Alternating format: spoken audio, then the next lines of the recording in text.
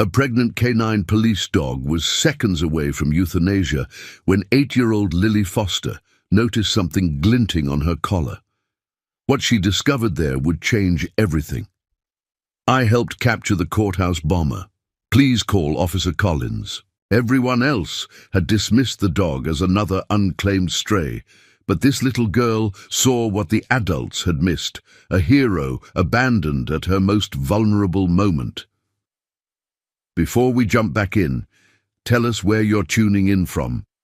And if this story touches you, make sure you're subscribed, because tomorrow I've saved something extra special for you. The fluorescent lights hummed overhead in the Pinecrest Animal Shelter, casting a sterile glow across the polished concrete floors. Rain pattered against the windows, matching the melancholy mood that always seemed to settle over the building in the late afternoon. 8-year-old Lily Foster walked slowly behind her mother Sarah, their footsteps echoing down the long corridor lined with kennels. Lily had been begging for a dog for months, wearing down her mother's resistance with persistent pleas and promises of responsibility. Today, Sarah had finally relented, agreeing to at least visit the shelter. "Remember," she'd cautioned on the drive over, "we're just looking. No decisions today." Lily had nodded solemnly, but her heart raced with hope. The cacophony of barks and whines filled the air as they moved down the hallway, each kennel containing a different story, a different life hanging in the balance. Lily peered into each enclosure, her wide green eyes taking in every detail, her small hands gripping the chain link as she greeted each potential companion. Halfway down the corridor, the barking diminished, and an unusual silence drew Lily's attention to Kennel 17. Unlike the other dogs who rushed excitedly to the front of their cages, the occupant of this kennel lay quietly on a thin blanket in the corner. A German shepherd with a distinctly professional bearing, despite her obviously pregnant condition. "Mum, look at this one," Lily whispered, tugging at her mother's sleeve. Sarah glanced at the information card attached to the kennel. "It says, 'She's scheduled for tomorrow, honey. Let's look at some of the other dogs that are available for adoption.'" "Scheduled for what?" Lily asked, still staring at the German shepherd. Before Sarah could formulate an age-appropriate response, Marina Torres, the shelter director, approached them with a professional smile. "Finding anyone you'd like to meet?" "What's scheduled for tomorrow?" Lily repeated, pointing to the card. On Kennel 17, Marina's smile faltered slightly as she exchanged a glance with Sarah. "That's Luna," she explained, her voice softening. "She was brought in as a stray 2 weeks ago. No microchip, no identification except for an old collar. She's pregnant and we don't have the resources to care for a mother with puppies. Unfortunately, we're overcrowded, and since no one has claimed her..." She let the sentence hang unfinished, but Lily's quick mind filled in the blank. Her eyes widened in horror. "You're going to kill her and her babies?" "Lily!" Sarah admonished, placing a hand on her daughter's shoulder. "It's all right," Marina sighed. "We don't like using that term, but we do have to make difficult decisions. We call it humane euthanasia." Lily's lower lip trembled as she turned back to the kennel. The German shepherd had raised her head now, watching the humans with intelligent amber eyes that seemed to understand every word. "Can I see her?" "Please?" Lily asked, her voice small but determined. Marina hesitated. "She's not really available. For adoption, sweetheart, and pregnant dogs can be unpredictable." "Please," Lily persisted, "just for a minute." She looked sad. Something in the girl's earnest expression made Marina relent. "She has been exceptionally calm," she admitted, "even during her medical exam." She retrieved a set of keys from her belt. "Just for a minute, and I'll come in with you." As Marina unlocked the kennel door, the German shepherd rose slowly, her swollen belly making her movements awkward.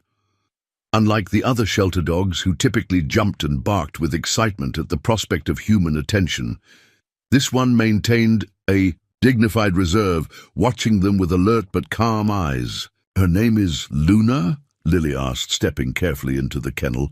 "That's just what we've been calling her," Marina explained. "Since she didn't have any identification, we needed something for the paperwork." Lily crouched down to the dog's level, holding out her small hand palm up, a gesture her uncle, who worked with rescue dogs, had taught her. "Hello, Luna," she said softly. The German Shepherd sniffed her hand delicately, then, to everyone's surprise, moved closer, allowing Lily to gently stroke her head. Something about the child seemed to earn the dog's immediate trust. "She's so gentle," Lily whispered, running her fingers along the dog's neck. "And look at her collar. It's really nice leather." Marina frowned slightly. "We checked that when she came in. There wasn't any identification on it. But there's something here," Lily insisted, her fingertips detecting an irregularity in the leather. "It feels like writing." Sarah stepped closer, intrigued by her daughter's discovery. "May I?" she asked, kneeling beside Lily. The German Shepherd remained, perfectly still, as Sarah carefully turned the collar, examining it under the harsh fluorescent light. On the underside, barely visible against the dark leather, were words etched with what must have been painstaking care. "I helped capture the courthouse bomber. Please call Officer Collins, 555-7342. "Mum, she's a police dog!" Lily exclaimed, her eyes wide with wonder. Marina leaned in, her professional demeanor giving way to genuine surprise. "How did we miss this?" she murmured, taking a closer look. "The intake team checks all collars, but this is so faint." "You were going to put down a hero," Lily said, her voice trembling with the injustice of it. She wrapped her arms protectively around the dog's neck, burying her face in the thick fur. The German Shepherd leaned into the embrace as if sensing she'd found an ally. Sarah pulled out her phone. "We should call this number right away." Marina nodded in agreement, her expression troubled. "I'll delay tomorrow's procedure. But please understand, this doesn't guarantee anything. Even if she is a former police dog, she's pregnant and apparently abandoned. The department might not want her back." "Then we'll take her," Lily declared with absolute certainty, looking up at her mother with pleading eyes. Sarah gave her daughter a warning look. "Lily, we don't know anything about this dog or her situation. Let's make this call first." As they stepped out of the kennel, the German Shepherd watched them go, her amber eyes following Lily with an intensity that suggested recognition, not of the girl specifically, but of something in her spirit. For the first time since arriving at the shelter, the dog's tail moved in a slow, deliberate wag. Outside in the corridor, Sarah dialed the number from the collar, putting the phone on speaker so they could all hear. The call rang 3 times before a gruff male voice answered. "Collins." "Hello, Officer Collins. My name is Sarah Foster. I'm at the Pinecrest Animal Shelter, and my daughter has found a German Shepherd with your number etched into her collar. Something about a courthouse bomber." There was a moment of stunned silence on the other end, then, "Stella? You found Stella?" The voice cracked with emotion. "Is she alive? Is she all right?" Marina took the phone. "This is Marina Torres, shelter director. The dog is alive but scheduled for euthanasia tomorrow morning. She's pregnant and was brought in as a stray 2 weeks ago." "Pregnant?" Officer Collins sounded shocked. "And you were going to put her down. Do you have any idea who that dog is?" "That's why we're calling, sir," Marina said, her professional tone tinged with defensiveness. "I'm coming right now. Don't do anything. Don't move her. I'll be there in 20 minutes. The call ended abruptly, leaving them standing in the corridor in awkward silence. "Well," Marina said finally, "it seems your discovery was significant, Lily." Lily didn't respond. She had turned back to the kennel where the German Shepherd, Stella, now stood watching them through the chain link, her posture alert, as if she'd understood the conversation and was awaiting her fate. "Mom," Lily whispered. "Look at her eyes. She knows we're talking about her." Sarah had to admit there was something eerily intelligent in the dog's gaze, a depth of awareness that went beyond typical canine comprehension. "Let's wait for Officer Collins," she suggested. "He can explain everything." The 20 minutes stretched into 30 as they sat in the shelter's small reception area. Lily couldn't keep still, periodically jumping up to peer down the hallway toward Kennel 17, making sure Stella was still there, still safe. When the shelter's front door finally burst open, they all started. A tall man in a rain-soaked police uniform rushed in, his grey-streaked hair plastered to his forehead, his weathered face a mask of barely contained emotion. "Where is she?" he demanded, not bothering with introductions. Marina stepped forward. "Officer Collins, I'm Marina Torres. The dog is in Kennel 17. If you'll follow me—" But Collins was already striding down the corridor, his boots squeaking. On the polished concrete, they hurried after him, Lily practically running to keep up. When he reached Kennel 17, Officer Collins stopped so abruptly that Marina nearly collided with him. For a long moment, he just stared at the German shepherd, who had risen to her feet, her tail now wagging vigorously, a soft whine escaping her throat. "Stella," he whispered, his voice thick. "My God, it's really you." Marina unlocked the kennel, and Collins dropped to his knees as Stella rushed forward, pressing her body against him, her entire being vibrating with joy. The stoic, dignified dog they'd observed earlier had transformed into an exuberant, loving animal reunited with someone, deeply important to her. "I thought you were dead," Collins murmured into her fur, his arms wrapped around her. "They told me you couldn't have survived the blast." As they watched this emotional reunion, Lily tugged at her mother's sleeve. "Mom," she whispered, "she saved him, didn't she?" Sarah nodded, her own eyes growing moist at the display of pure connection between officer and dog. Whatever their story was, it clearly ran deep. Finally, Collins seemed to remember they had an audience. He rose to his feet, wiping his eyes unapologetically with the back of his hand.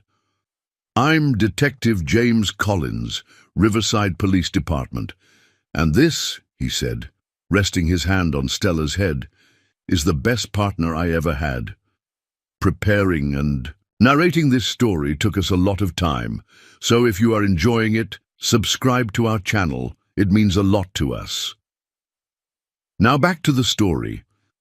Marina led Detective Collins, Sarah and Lily to the shelter's small conference room, away from the curious eyes of other visitors. Stella walked perfectly at Collins's side, her shoulder pressed against his leg, as if afraid he might disappear if she lost contact. Despite her pregnant condition, her movements had a precision that spoke of professional training. "I think we all need some answers," Marina said, gesturing toward the chairs around the table. Her tone had shifted from administrative efficiency to genuine concern. "How did a decorated police dog end up in our shelter, scheduled for euthanasia?" Collins sank into a chair, exhaustion suddenly visible in every line of his face. Stella immediately settled at his feet, her chin resting on his boot. He placed a hand on her head, his fingers gently scratching behind her ears, in what was clearly a long-established habit. "It's a long story," he began, his voice rough with emotion. "Stella and I worked together for 5 years in the K9 unit. She specialized in explosive detection, and she is the best I've ever seen." "Like the caller said, about the courthouse bomber," Lily interjected, earning a gentle "shh" from her mother. Collins nodded at the girl, a ghost of a smile softening his weathered features. "Exactly like that. 6 months ago we received a threat that explosives had been planted in the county courthouse. With hundreds of lives at stake, we evacuated the building and brought in the bomb squad. But the device was sophisticated, hidden somewhere the techs couldn't locate." He paused, his hand stilling on Stella's head as the memory washed over him. Time was running out. The bomb squad was ready to declare the building clear. They thought it might be a hoax. But Stella, she kept alerting to something they were missing. "What happened?" Lily whispered, completely enthralled by the story. "I trusted her," Collins said simply. "When a K9 with Stella's training tells you something's there, you listen. We convinced the captain to give us more time, and Stella led us to an air duct in a maintenance area the techs had already cleared. Sure enough, there was a device sophisticated enough to have evaded the electronic detectors." Sarah leaned forward, brow furrowed. "So Stella saved everyone at the courthouse. What happened next? How did she end up here?" Collins' expression darkened. The bomber had rigged a secondary device, smaller but still deadly. When the bomb squad was disarming the main explosive, the secondary one detonated. I was knocked, unconscious. When I came to in the hospital 3 days later, they told me Stella had been too close to the blast, that she couldn't have survived. "But she did survive," Marina observed, gesturing to the very much alive dog at his feet. "Obviously," Collins agreed, his voice tight with suppressed anger. "What I don't understand is how she went from being declared dead to showing up in a shelter across the county, pregnant and scheduled to be put down." Stella whined softly, as if sensing his distress, nudging his hand with her nose until he resumed petting her. Marina tapped her fingers thoughtfully on the table. "Our records show she was brought in by animal control 2 weeks ago. Found wandering near the interstate, no collar or chip. Someone must have removed her police identification." "She has a microchip," Collins insisted. "All police K9s do." "Our scanner didn't detect anything," Marina said apologetically. "But sometimes older chips migrate or scanners miss them. We can check again."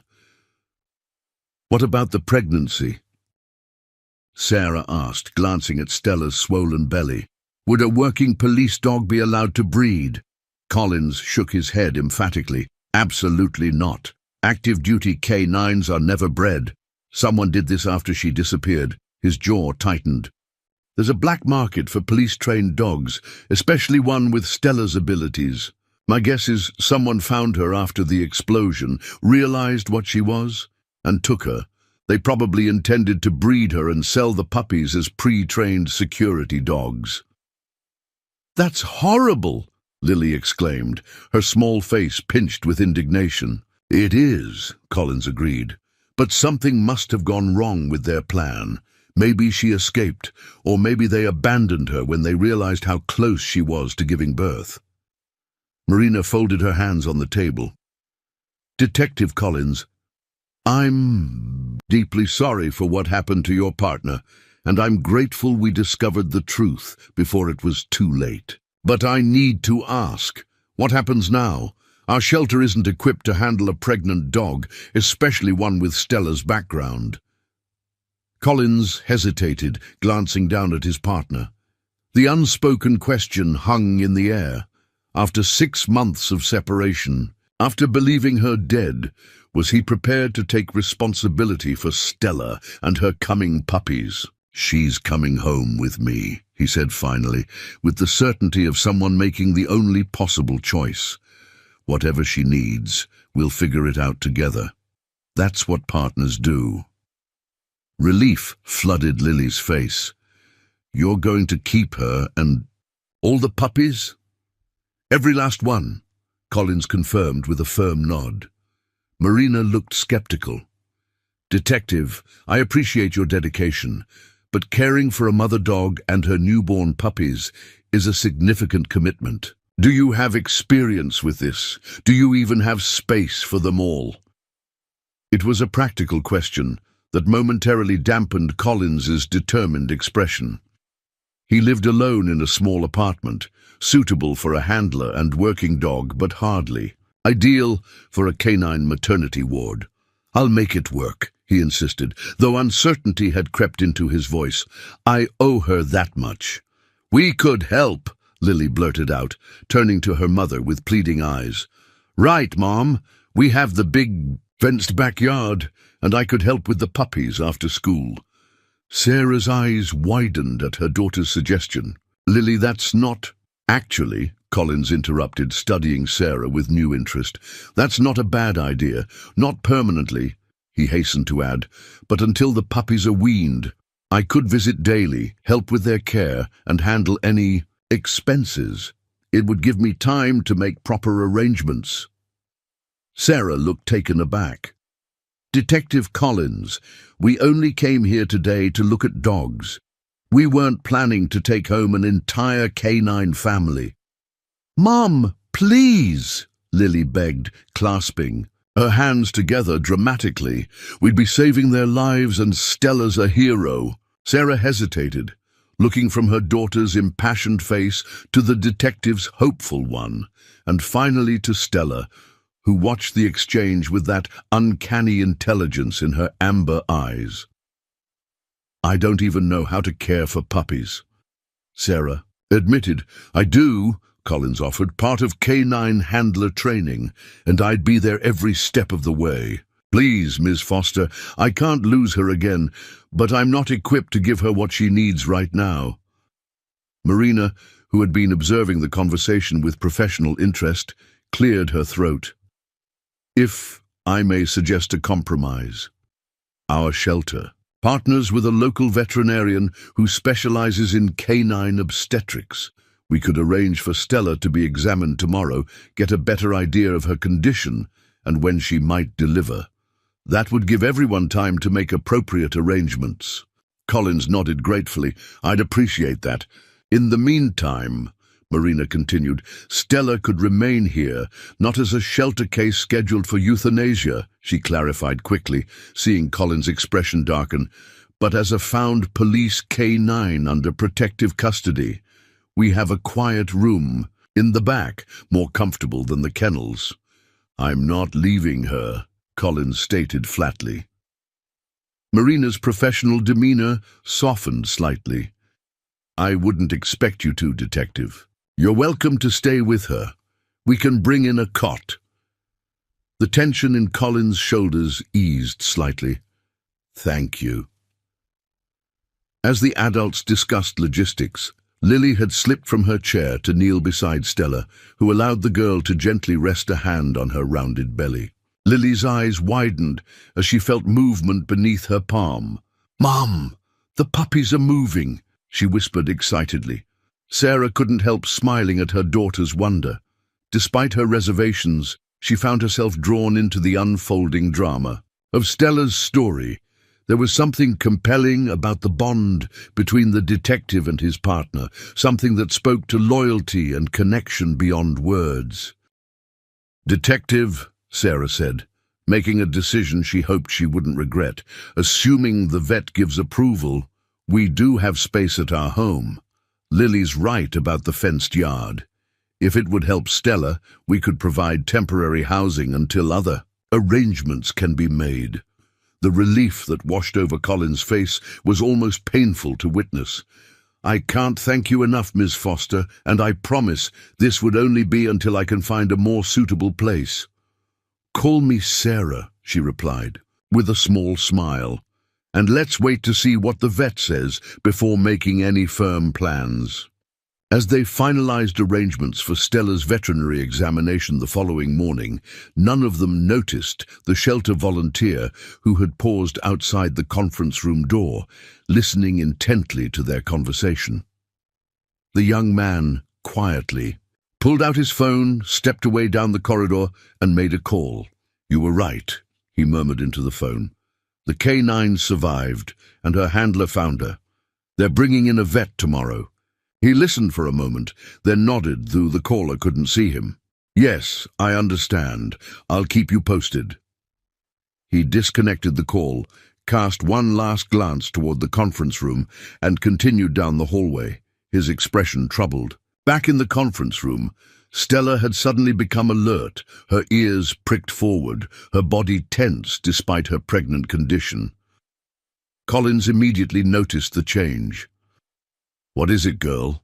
He asked softly, his own senses heightening in response to her alarm. Years of partnership had taught him to trust her instincts implicitly.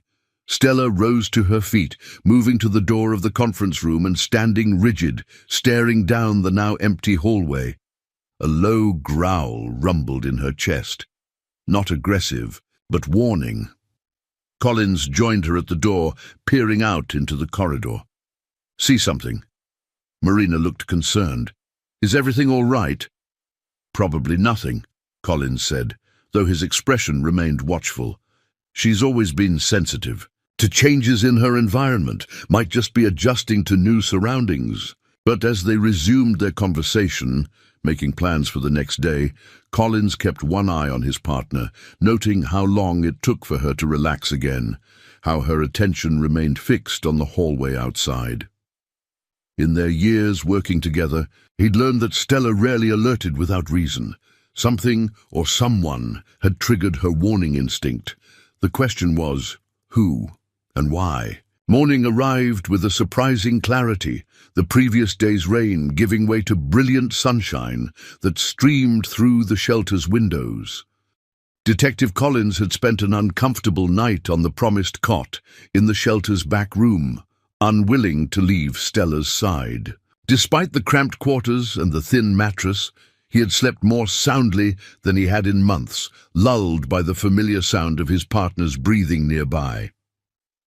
Marina arrived early, accompanied by a tall woman in her 50s carrying a medical bag.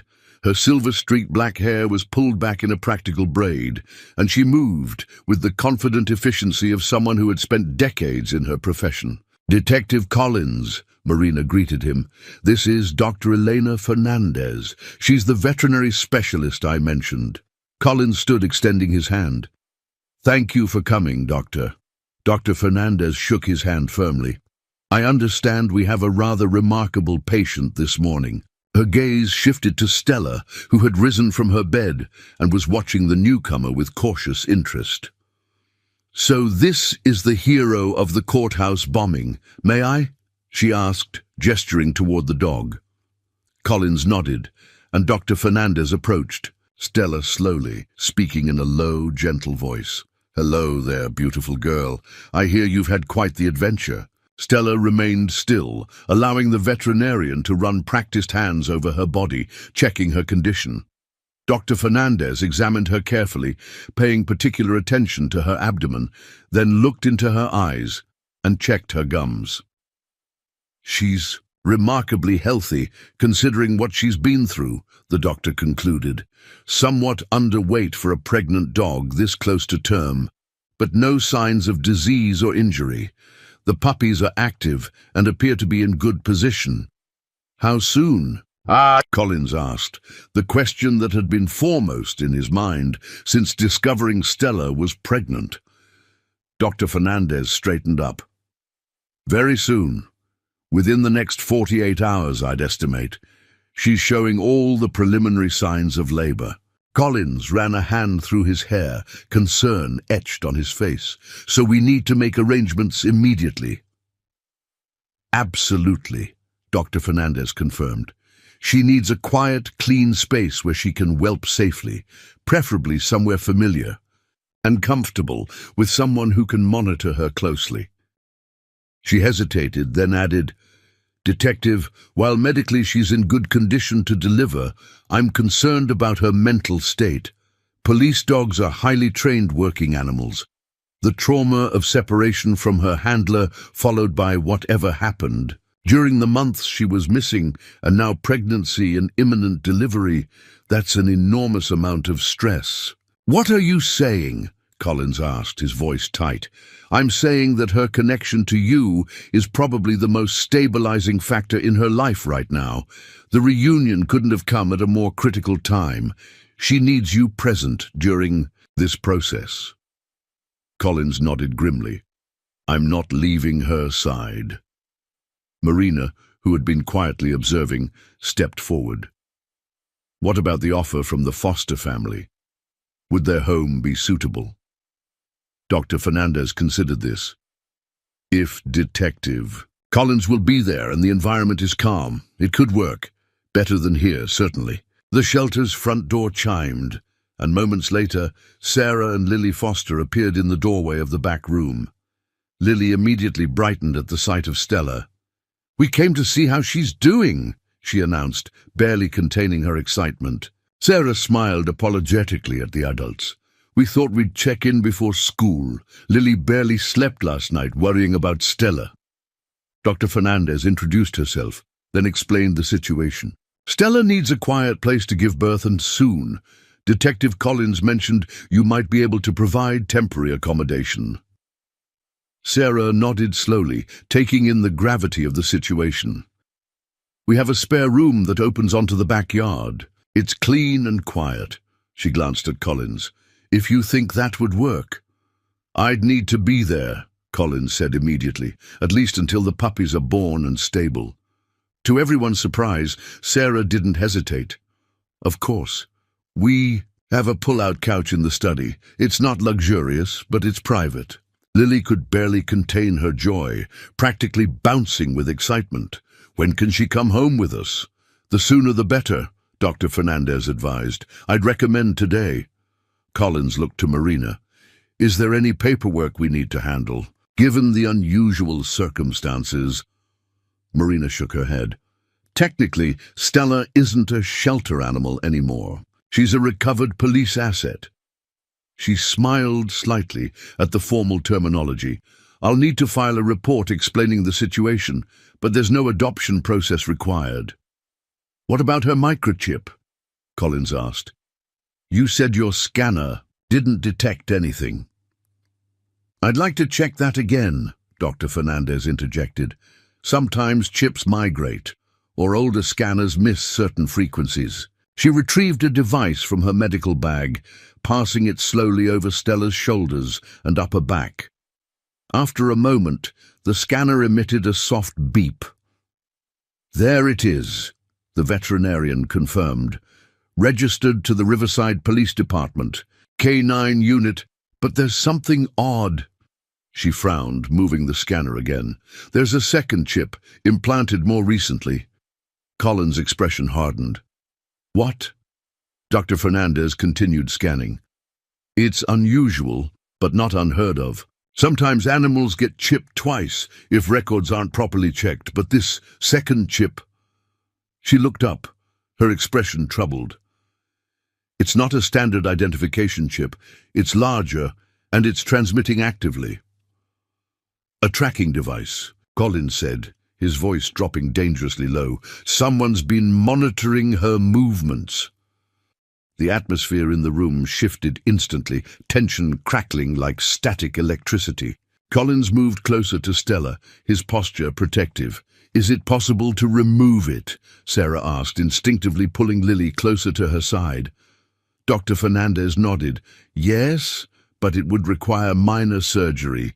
Given her condition, I'd strongly advise waiting until after she delivers." "So whoever placed this device knows she's here," Marina said, stating what everyone was thinking. Collins' jaw tightened. "And they probably know I've found her." A heavy silence fell over the room, broken only when Lily spoke, her young voice cutting through the tension. "But why would someone want to hurt Stella? She's a hero. She saved people." Collins knelt down to Lily's level, his expression softening as he addressed her question seriously. "Sometimes, Lily, heroes make enemies of the people they stop from, doing bad things. And sometimes, animals with special training like Stella become valuable to people who want to use those skills for the wrong reasons. So the bad guys are looking for her?" Lily's eyes widened. "Possibly," Collins admitted, "which means we need to be very careful about where we take her." Sarah paled slightly. "Detective, if there's any risk to my daughter..." Collins straightened up, understanding her concern. "You're right to be cautious, Sarah. Perhaps this isn't the best solution after all. I can find another arrangement." Lily looked stricken. "No, Mom, please, we can't abandon her now." She turned pleading eyes to her mother. "You always say we should help those in need, even when it's hard." Sarah hesitated, caught between maternal instinct to protect her child and the undeniable truth of her daughter's words. She looked at Stella, dignified even in her vulnerable state, then at Collins, whose devotion to his partner was written in every line of his posture. "What level of risk are we talking about?" she asked Collins directly. He considered the question carefully. "I believe whoever took Stella wanted her for breeding and training purposes, not for anything connected to the courthouse case. Now that I've found her, they've lost their investment. They might try to reclaim her, but they won't want police involvement. So they're more likely to give up than escalate?" Sarah pressed. "In my professional assessment, yes," Collins confirmed. "But I can't guarantee it." Sarah took a deep breath, making a decision. "Then here's what we'll do. Stella comes home with us as planned, but with additional precautions. Detective, you'll stay with us until the puppies are born and stable. I'll notify our security company to increase patrols in the neighborhood, and we'll keep Stella's presence as quiet as possible." Collins looked surprised at her resolve. "You're sure about this?" "Not entirely," Sarah admitted with a small smile. "But Lily's right. We can't turn our backs on someone in need just because helping might be complicated." Lily beamed at her mother, then turned to Stella with solemn purpose. "Don't worry," she told the German Shepherd earnestly. "We'll keep you and your babies safe." Something in the girl's sincere promise seemed to resonate with Stella. The dog padded forward, pressing her nose gently against Lily's hand in what felt like acknowledgement. Dr. Fernandez broke the moment, practical concerns reasserting themselves. "If we're moving her today, we need to prepare. I'll provide a whelping kit with the essentials, but you'll need to set up an appropriate space." The next hour passed in a flurry of activity as they prepared for Stella's relocation. Dr. Fernandez provided detailed instructions for creating a whelping area, listing supplies they would need and signs to watch for when labor began. Collins made several phone calls, first to his precinct captain to explain the extraordinary situation and request personal leave, then to a trusted colleague in the K9 unit who agreed to investigate the tracking chip discreetly. As they were finalizing arrangements, Marina pulled Collins aside, her voice low. "Detective, there's something else you should know. When you mentioned the black market for trained dogs yesterday, it reminded me of something. About a month ago, Animal Control picked up 2 other highly trained dogs within a 20-mile radius of where they found Stella. One was a former military dog, the other trained for competitive obedience. Both were eventually claimed, but there were irregularities in the paperwork." Collins' eyes narrowed. "You think there's a pattern?" "I can't be sure," Marina admitted. "But it seems like too many coincidences. I've pulled the files for you to review when you have time." "Thank you," Collins said sincerely. This could be important. When everything was finally ready, they led Stella to Collins' unmarked police vehicle. The German Shepherd moved with dignity despite her awkward gait, her trust in her handler evident in every step. Lily walked beside her, one small hand resting lightly on Stella's back, already protective of her new charge. As they drove away from the shelter, following Sarah's car toward the foster home, Collins glanced at his partner in the back seat, where she sat attentively watching the passing scenery. For 6 months, he had believed her dead, had mourned her with a grief that surprised even him with its intensity. Now, against all odds, she had returned, changed by her experiences, carrying new life, but fundamentally still the same loyal, intelligent partner who had stood beside him through countless challenges. "We'll figure this out, girl," he promised quietly. "Whatever happens next, we'll face it together." In the rearview mirror, he saw Stella's ears prick forward at the sound of his voice, her amber eyes meeting his with that uncanny understanding that had always defined their partnership. Whatever ordeal she had endured during their separation, whatever dangers still lurked ahead, one thing was certain: the bond between them remained unbroken. And somehow, that made all the difference. The foster home sat on a quiet street at the edge of Riverdale, a two-story colonial with forest green shutters and a spacious fenced backyard. Mature oak trees provided dappled shade across the well-maintained lawn, creating a peaceful sanctuary that seemed worlds away from the institutional sterility of the shelter. Collins followed Sarah's sedan into the driveway, noting the security, system signage, and the clear sightlines that allowed visibility in all directions. His police instincts automatically assessed the property's defensibility, looking for potential vulnerabilities. The house was relatively isolated, with vacant lots on one side and considerable distance between neighboring homes, a privacy benefit that could also be a security concern. "What do you think, Stella?" he asked, glancing back at his partner. "Suitable accommodations." Stella had risen to her feet in the back seat, her attention focused intently on the house. Her tail gave a single, tentative wag, a positive sign. Lily burst from the front door before they'd even fully parked, her school backpack still slung over one shoulder. Sarah had taken her daughter home to prepare the space and collect her for school, but it appeared education would be taking a back seat to more pressing concerns today. "I set up everything just like Dr. Fernandez said," Lily announced, as Collins helped Stella carefully exit the vehicle. "Come see!" Sarah appeared in the doorway, smiling apologetically. "I tried to convince her school was still important, but we compromised on half a day. She's too excited to concentrate anyway." Collins returned her smile, appreciating her flexibility. "I remember feeling the same way when I got my first dog. Some lessons can't be taught in classrooms." Stella remained close to Collins as they entered the house, her body language alert but not tense. She sniffed carefully at each new space, cataloguing the unfamiliar scents with professional thoroughness. When Lily led them to a room off the kitchen, clearly a former home office that had been hastily transformed, Stella's inspection became even more methodical. The room was perfect. Hardwood floors covered with clean blankets, a large whelping box constructed according to Dr. Fernandez's specifications, and French doors leading directly to the fenced backyard.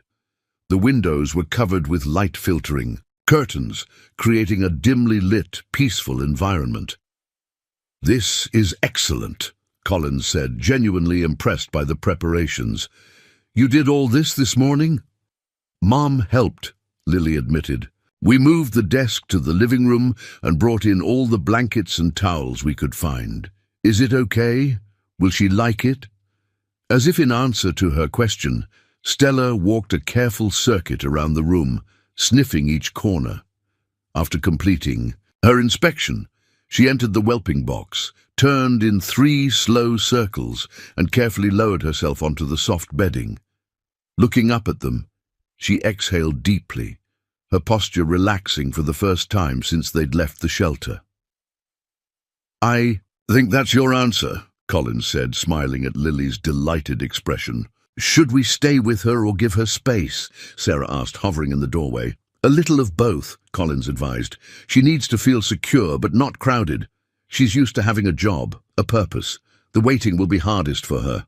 Sarah nodded, understanding, like expecting mothers everywhere. She checked her watch. "I need to make some work calls. I've taken the day off, but there are a few things I need to handle. Lily, homework at the kitchen table where we can keep an eye on Stella. Detective Collins, make yourself at home. There's coffee in the kitchen, and I've put fresh towels in the guest bathroom."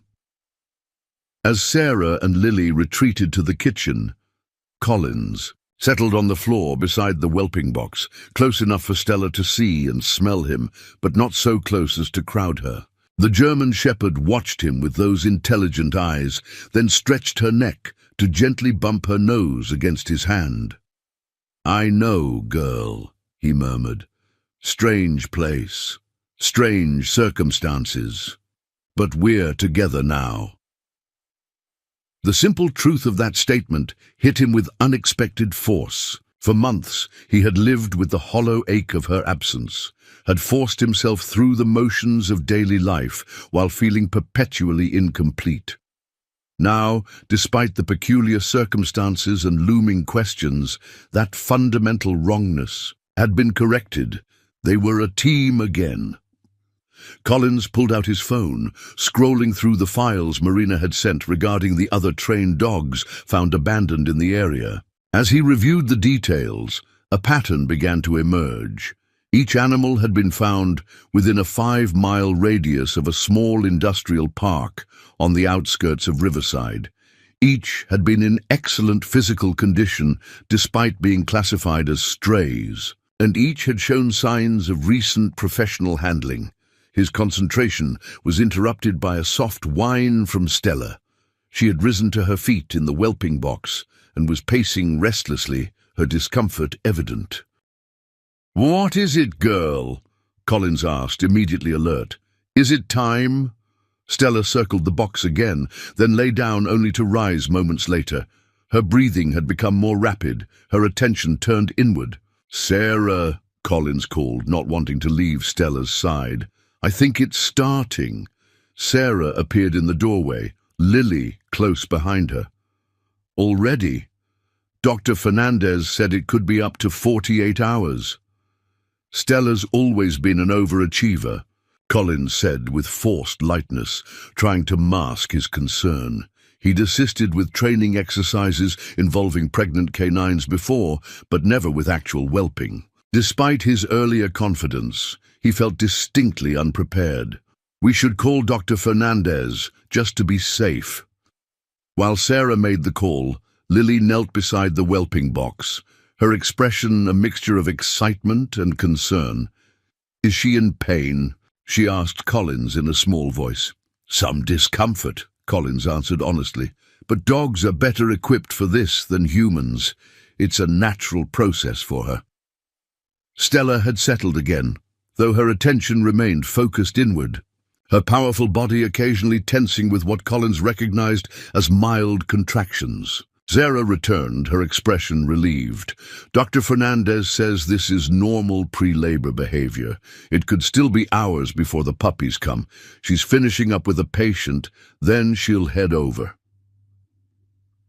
The next several hours passed in a state of suspended anticipation. Stella alternated between restless pacing and periods of quiet alertness. Collins remained close, speaking to her softly, his presence a steady anchor. Sarah brought sandwiches and drinks, which they ate in shifts, never leaving Stella alone. As evening approached, Stella's behavior changed noticeably. Her panting increased, and she began digging at the bedding in the whelping box, arranging and rearranging it despite its already comfortable setup. "That's a good sign," Dr. Fernandez said, having arrived an hour earlier. "She's nesting, preparing the space. Active labor isn't far behind." The veterinarian had set up a small monitoring station near the whelping box, professional but unobtrusive. She'd examined Stella briefly upon arrival, confirming that everything was progressing normally. "How many puppies do you think she's carrying?" Lily asked, having appointed herself Dr. Fernandez's unofficial assistant, handing over supplies and asking thoughtful questions. "Based on her size and the palpation, I'd estimate 6 to 8, the veterinarian replied. "But we'll know soon." "Enough!"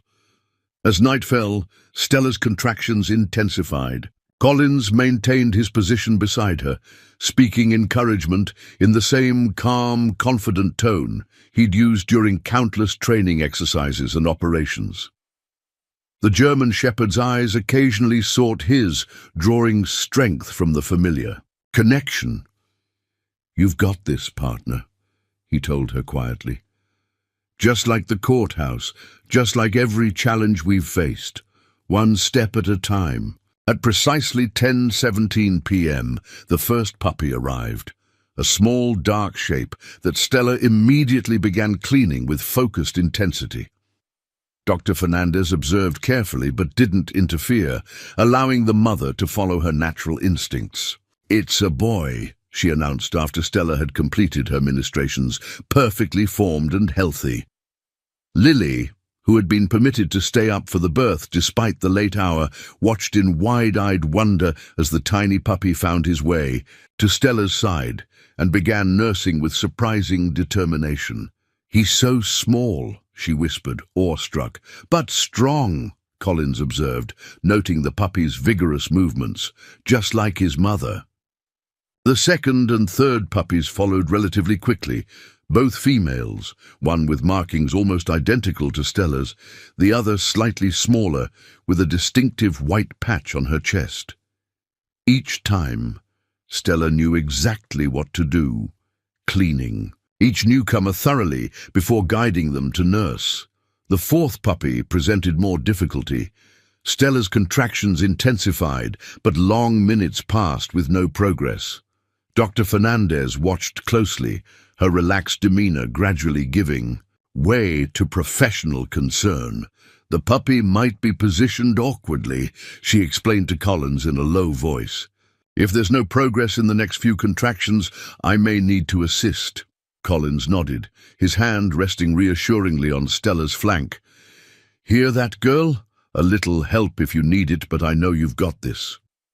Whether it was his encouragement or simply nature taking its course, the next contraction produced results. The fourth puppy, larger than the others and male, finally emerged. For a heart-stopping moment, he lay still, unresponsive to Stella's attentive cleaning. Dr. Fernandez moved in quickly, gently taking the puppy and clearing his airways with practiced efficiency. "Sometimes the bigger ones have a harder transition," she explained, massaging the tiny body. "Come on, little one." After what seemed an eternity, but was likely only seconds, the puppy gave a small, indignant squeak. Collective relief filled the room as Dr. Fernandez returned him to Stella, who immediately resumed her maternal duties with renewed dedication. "4 down," the veterinarian said with a smile. "I think we've got at least 2 more to go, based on palpation." As the night deepened, 2 more puppies joined the growing family, another male and a female, both healthy and vigorous. Stella's incredible stamina and focus never wavered, each new arrival receiving the same thorough attention as the first. Finally, near midnight, Dr. Fernandez performed a gentle examination and announced, "I believe that's all of them. 6 healthy puppies, 3 males, 3 females, a perfect balance." Stella lay exhausted but content, her newborn puppies nursing contentedly in the warm nest she had prepared. The transformation from disciplined working dog to attentive mother had been seamless, her natural instincts perfectly complementing her trained abilities. "She's amazing," Sarah said softly, speaking for the first time in over an hour. She had watched the entire process with quiet respect, providing water and towels when needed, but otherwise remaining a supportive presence in the background.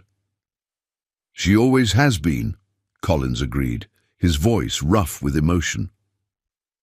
The miracle he had just witnessed, life emerging against all odds, his partner demonstrating yet another dimension of her remarkable character, left him humbled and grateful. Lily, fighting a losing battle against sleep, despite her determination to witness every moment, leaned against her mother's side. "They're all perfect," she murmured drowsily, "and we helped save them." "You did," Collins confirmed, meeting the girl's tired but happy gaze. "If you hadn't looked closer at Stella's collar, if you hadn't insisted on meeting her, none of this would have happened. 6 lives that wouldn't exist, and one—" his voice caught slightly, "one very important life that would have been lost." "Heroes come in all sizes," Dr. Fernandez observed with a smile, beginning to pack her monitoring equipment. "I'll return tomorrow to check on everyone, but I don't anticipate any problems. Stella is a natural mother." As the household finally settled for what remained of the night, Collins maintained his vigil beside the whelping box. Stella dozed lightly, waking whenever a puppy shifted or squeaked, immediately attending to their needs before returning to Arrest.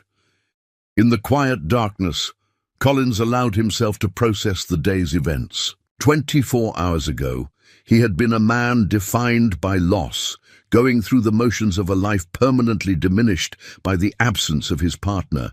Now, against all odds, that partner had returned to him, not the same as before, but perhaps even more remarkable in her new role. "We've got a lot to figure out," he whispered to Stella, who responded with a soft thump of her tail against the blankets. "Where you've been, who put that tracker in you, what happens next? But we'll solve it together, that's what we do." Outside, a gentle rain began to fall, pattering against the windows in a soothing rhythm. Inside the foster home, in a makeshift nursery created by kindness and courage, new life had found safe harbor, at least for now. Morning arrived with gentle determination, sunlight filtering through the curtains of the makeshift nursery. Collins awoke with a start, momentarily disoriented by unfamiliar surroundings. He had dozed off in the chair beside Stella's whelping box, his body finally surrendering to exhaustion in the early hours of dawn. Stella was already awake, attentively tending to her puppies as they nursed. Her amber eyes met Collins's with quiet acknowledgement, a look that conveyed more than words ever could. Despite her obvious fatigue, she maintained the same focused dedication she had always shown in her police work, now redirected to her maternal responsibilities. "Good morning." Sarah's voice came softly from the doorway. She carried a tray with coffee and toast, moving quietly to avoid disturbing the puppies. "I thought you might need this." Collins accepted the offering gratefully, his stiff muscles protesting as he straightened in the chair. "Thank you. I didn't mean to fall asleep on duty." Sarah smiled, setting the tray on a small table. "Even guardians need rest sometimes. How is everyone this morning?" "All quiet on the puppy front," Collins reported, sipping the hot coffee appreciatively. "Stella hasn't left the box once. She's taking her new job very seriously." Sarah knelt beside the whelping box, her expression softening as she observed the small family. "They're beautiful," she murmured. "Have you thought about names?" The question caught Collins off guard. Naming implied permanence, a future beyond.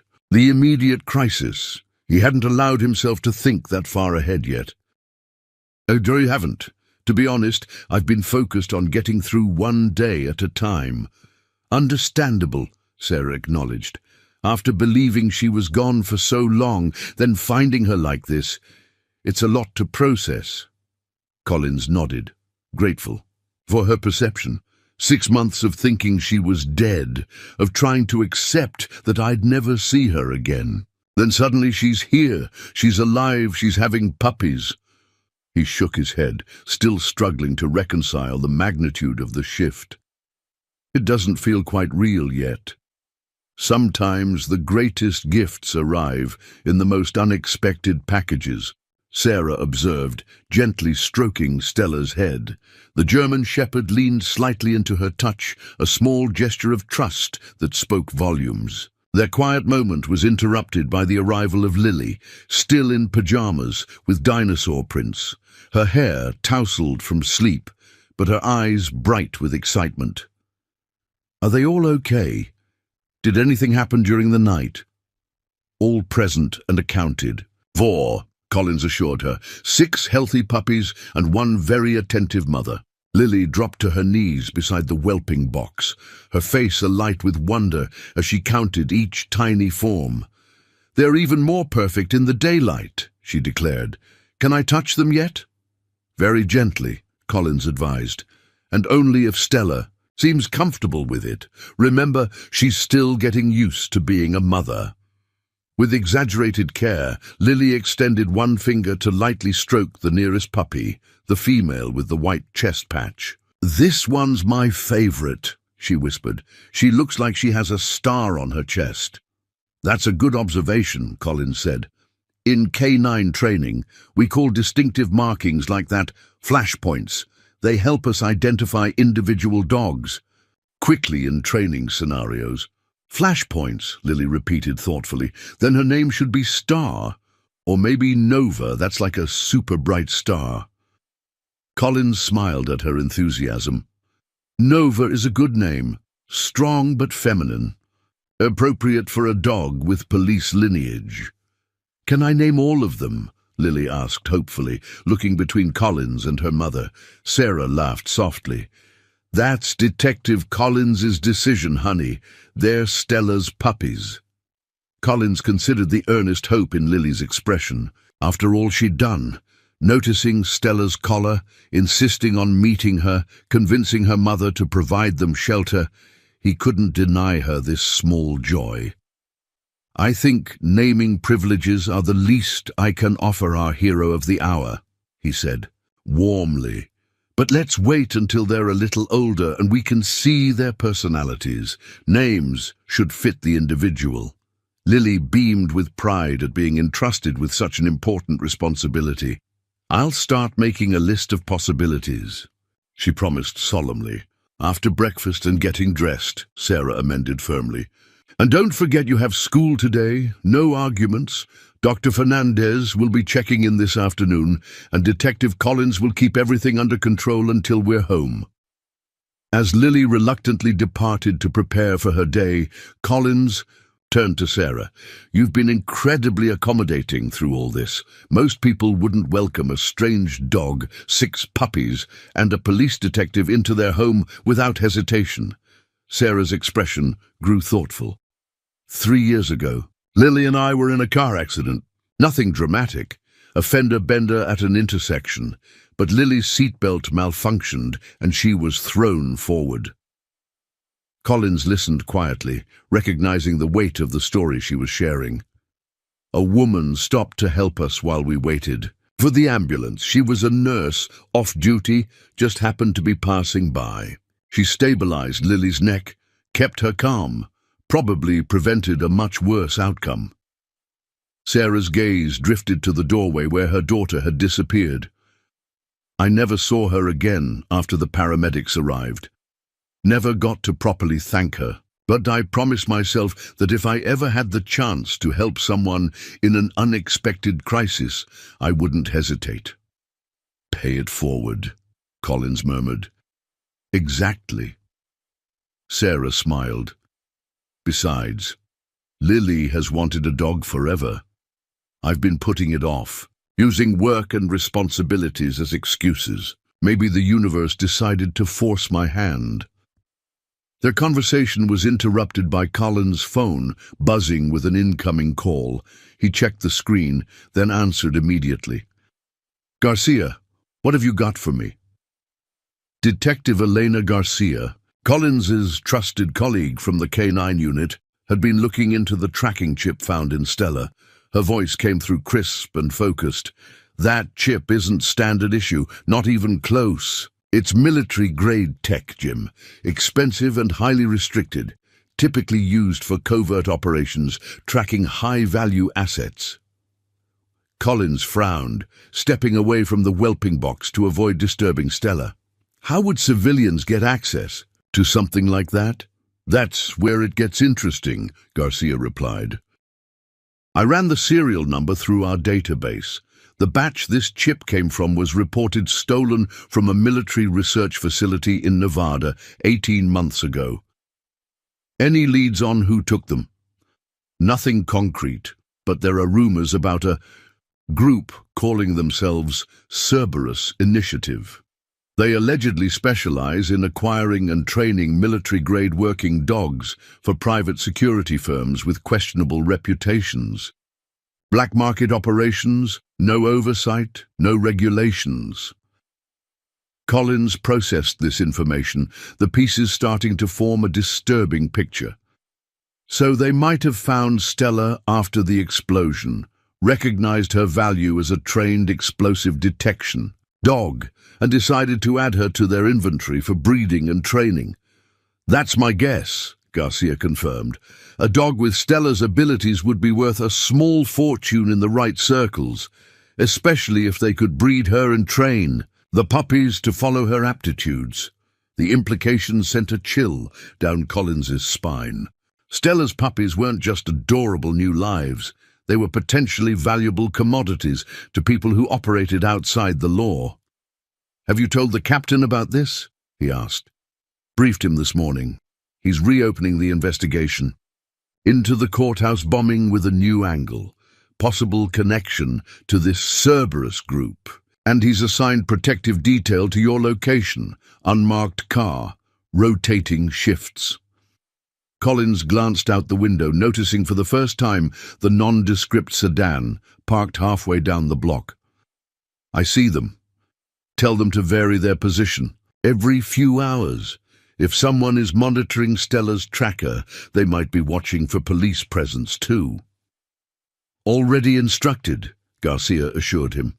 "There's something else you should know. That volunteer from the shelter, the one who was scheduled to assist with Stella's euthanasia.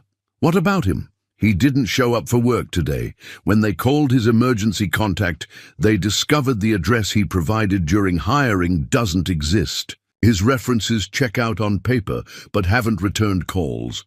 The shelter director is concerned his credentials might be falsified." Collins's jaw tightened. He could have been planted there to monitor incoming strays, looking for specific dogs. "That's our working theory," Garcia agreed. "Captain wants you to stay put with Stella and the puppies. Your primary mission is their protection while we investigate further." "Understood." Collins ended the call, turning to find Sarah standing in the doorway, her expression making it clear she had overheard enough to understand the situation had escalated. "How much danger are we in?" she asked directly, her calm tone belied by the tension in her shoulders. Collins considered sugarcoating the truth, then decided against it. Sarah deserved honesty. These people went to considerable trouble and expense to acquire and track Stella. She represents a significant investment to them. The puppies compound that value. So they'll try to recover their investment. "It's likely," Collins admitted, "but we have advantages they don't. We know they're coming. We have police protection in place. And most importantly, they don't know that we're aware of the tracking chip." Sarah absorbed this information with remarkable composure. "Should we remove the chip now?" Collins shook his head. "Dr. Fernandez advised against surgery while Stella's nursing, and there's a strategic advantage to leaving it active. It gives us control over what information they receive." "A double-agent situation," Sarah observed, with surprising strategic insight. "Exactly. As long as they think their tracker is functioning normally and undetected, we can feed them the narrative we want them to believe." Sarah nodded slowly, processing the implications. "What about Lily? Should I keep her home from school?" Collins considered the question carefully. "That might raise suspicions if anyone is watching the house. Normal routines create the impression that nothing is amiss, but I'd suggest having a trusted friend or family member pick her up today, not the usual arrangement, just as a precaution." "My sister can do that," Sarah said, already reaching for her phone. "She lives across town." As Sarah stepped away to make arrangements, Collins returned to Stella's side. The German shepherd was watching him intently, her posture alert despite her maternal duties. She had always been sensitive to his moods, able to detect the subtle shift from calm to focused vigilance. Even now, surrounded by her puppies, her training and instincts remained sharp. "We've got a situation, partner," he told her quietly. "But we've faced worse, haven't we?" Stella's ears perked forward at his tone, her eyes never leaving his face. In that moment, despite her current role as a mother, Collins could still see the dedicated police dog who had stood beside him through countless operations, the partner who had saved lives at the courthouse, who had faced danger without hesitation. "They think they outsmarted us," he continued, keeping his voice even and calm, despite the anger simmering beneath the surface. "They think they can take what isn't theirs, but they don't know who they're dealing with, do they?" Stella's tail thumped once against the blankets, a subtle but unmistakable sign of agreement. Whatever happened next, whatever threat emerged from the shadows of her mysterious 6-month absence, they would face it together. Detective and K9, partners reunited against all odds. Outside, clouds gathered on the horizon. The morning's clear, sunshine giving way to the promise of afternoon showers. Inside, surrounded by new life and renewed purpose, Collins began to formulate a plan, not just to protect Stella and her puppies, but to uncover the truth about her disappearance and bring those responsible to justice. The hunt had begun, though. This time, the predators didn't realize they had become the prey. Dr. Fernandez arrived promptly at 2 in the afternoon, her medical bag supplemented with additional supplies for the puppy's first checkup. By this time, the protective detail Garcia had arranged was in place. 2 officers in an unmarked vehicle, positioned with a clear view of the Foster residence, their presence subtle but reassuring. "They're thriving," Dr. Fernandez announced. After carefully examining each puppy, she weighed them individually on a small digital scale, recording their measurements in a notebook, all within normal weight ranges for German Shepherd puppies at this stage, which is remarkable considering Stella's ordeal.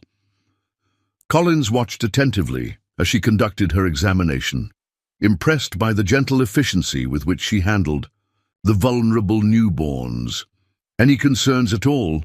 "None medically," she confirmed, returning the last puppy, the smallest female, to Stella's side. "But I am concerned about this tracking chip situation you mentioned. Even inactive, it represents a foreign body that should be removed eventually. Once Stella's recovered from the birth and the puppies are less dependent, we'll schedule the procedure," Collins assured her. "For now, we're using it to our advantage." Dr. Fernandez nodded understanding as she withdrew a small device from her bag, a handheld scanner more sophisticated than the one she'd used at the shelter. "This will give us more information about the chip itself. May I?" At Collins' nod, she passed the scanner over Stella's shoulders, focusing on the area where they'd detected the device previously. The scanner emitted a series of soft beeps, culminating in a steady tone as she pinpointed the exact location. "Interesting," she murmured, studying the readout on the small screen. "This confirms what your colleagues suspected. Military-grade technology, designed for long-term deployment. It's broadcasting on an encrypted frequency." "Can it be jammed?" Collins asked. "Not without specialized equipment," Dr. Fernandez replied. "But it might be possible to interfere with its accuracy without disabling it completely, make it appear to function normally while providing slightly misleading location data." Collins raised an eyebrow, surprised by her technical knowledge. "You seem remarkably familiar with tracking technology for a veterinarian." Dr. Fernandez smiled slightly. "Before I opened my practice, I spent 5 years with the Wildlife Conservation Society, tracking endangered species in protected areas. Unfortunately, we sometimes had to contend with poachers using similar technology to locate valuable animals. That experience could be invaluable in our current situation," Collins observed. "Would you be willing to consult with our technical team? Help us develop a strategy for manipulating the chip's signal?" "Absolutely," she agreed without hesitation. "These puppies deserve a chance to grow up safely, and Stella has earned our protection many times over." As the veterinarian packed her equipment, Sarah entered with a tray of sandwiches and coffee. "I thought you both might be hungry," she offered. "Any news on our new family?" "All positive," Dr. Fernandez assured her, accepting a sandwich gratefully. "Stella is a model mother, and the puppies are developing perfectly." Sarah set the tray down on a small table, her expression thoughtful. "Detective Collins, while Lily's at school, I think we need to discuss contingency plans. If the people tracking Stella decide to make a move, we should be prepared." Collins nodded, impressed by her pragmatic approach. "You're right. Dr. Fernandez, Would you excuse us for a moment? Feel free to take your lunch into the kitchen. Once they were alone, Collins gestured for Sarah to sit. I've been considering options since Garcia's call this morning. Our primary advantage is that they don't know we've discovered the tracking chip. As long as they believe their surveillance is undetected, we control the narrative. And what narrative do you suggest we create? Sarah asked, her direct approach refreshing. A gradual relocation scenario, Collins explained. We make it appear that Stella and her puppies are being moved to a more permanent situation. My apartment, presumably, while actually transferring them to a secure location under police protection. Sarah listened attentively, her expression revealing nothing. And this secure location would be where, exactly? The K9 training facility at the North Precinct, Collins replied. It's designed specifically for housing police dogs, with excellent security and staff present around the clock. Makes sense, Sarah acknowledged. When would this happen? Ideally, we'd wait until the puppies are at least a week old and more stable for transport, but events may force our hand sooner. Doctor, Fernandez believes they're strong enough to move if necessary, as long as we're careful. Sarah nodded slowly, processing the information. And what about Lily and me? Do we simply continue as normal once Stella and the puppies are gone? The question highlighted a complication Collins had been reluctant to address. That's where things get complicated. If these people are as determined as we suspect, they may view anyone who helped Stella as an obstacle or potential witness. Once we move Stella, I'd recommend you and Lily stay with relatives for a while, somewhere unexpected. You think they'd target us? Sarah asked, her voice steady despite the disturbing implication. I think it's a possibility we can't dismiss, Collins answered honestly. These aren't ordinary criminals. They've invested in military-grade tracking technology and potentially infiltrated the shelter system to locate specific animals. That level of organization suggests resources and determination beyond typical criminal activity. Sarah absorbed this sobering assessment without visible alarm. My sister has a vacation cabin by Lake Clearwater, about 2 hours north. It's isolated, accessible only by a private road, and few people know about it. Would that suffice? Collins was once again impressed by her calm resourcefulness. That sounds ideal. The less connection to your regular patterns, the better. Their planning session was interrupted by the sound of a car in the driveway.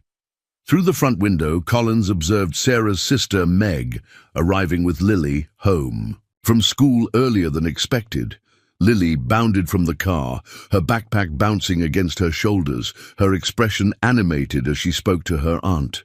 Lily seems excited, Collins observed. Sarah moved to the window, watching her daughter with a mixture of love and concern. It's career day at school. She's been looking forward to it for weeks. Each student shares what they want to be when they grow up and why. As they watched, Lily waved goodbye to her aunt and raced up the front walk, bursting through the door with the boundless energy of youth.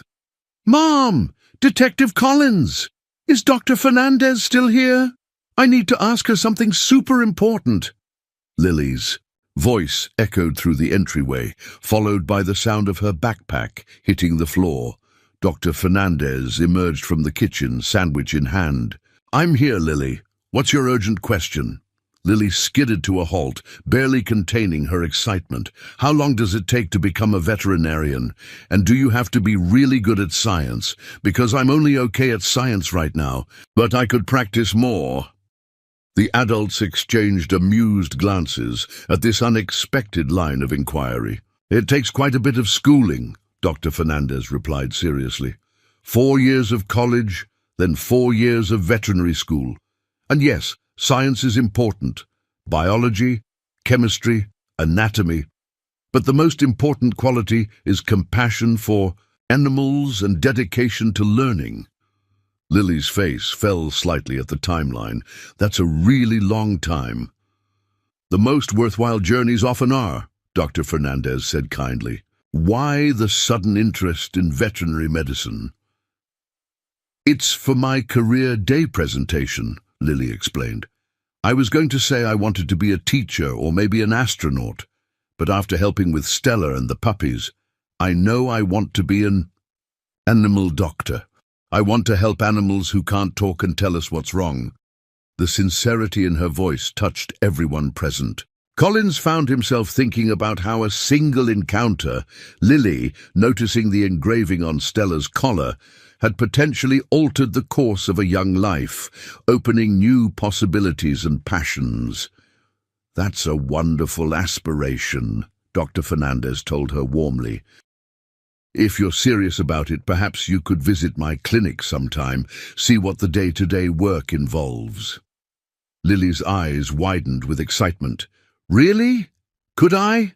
Mom, can I go see where Dr. Fernandez works? Please?"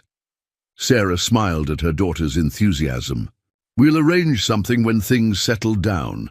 For now, why don't you check on Stella and the puppies? They've had their checkup and everything's fine." Needing no further encouragement, Lily darted toward the makeshift nursery, her footsteps lightening as she approached to avoid disturbing the puppies. Dr. Fernandez finished her sandwich and gathered her belongings. "I should head back to the clinic.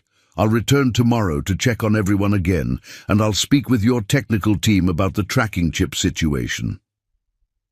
After the veterinarian departed, Collins found Sarah in the kitchen preparing dinner.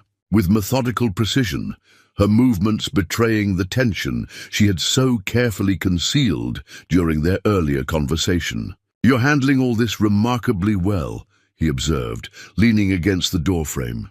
Sarah continued chopping vegetables, not looking up. "I'm terrified," she admitted quietly. "Not for myself, but for Lily. Yesterday, our biggest concern was whether we were ready for the responsibility of adopting a dog.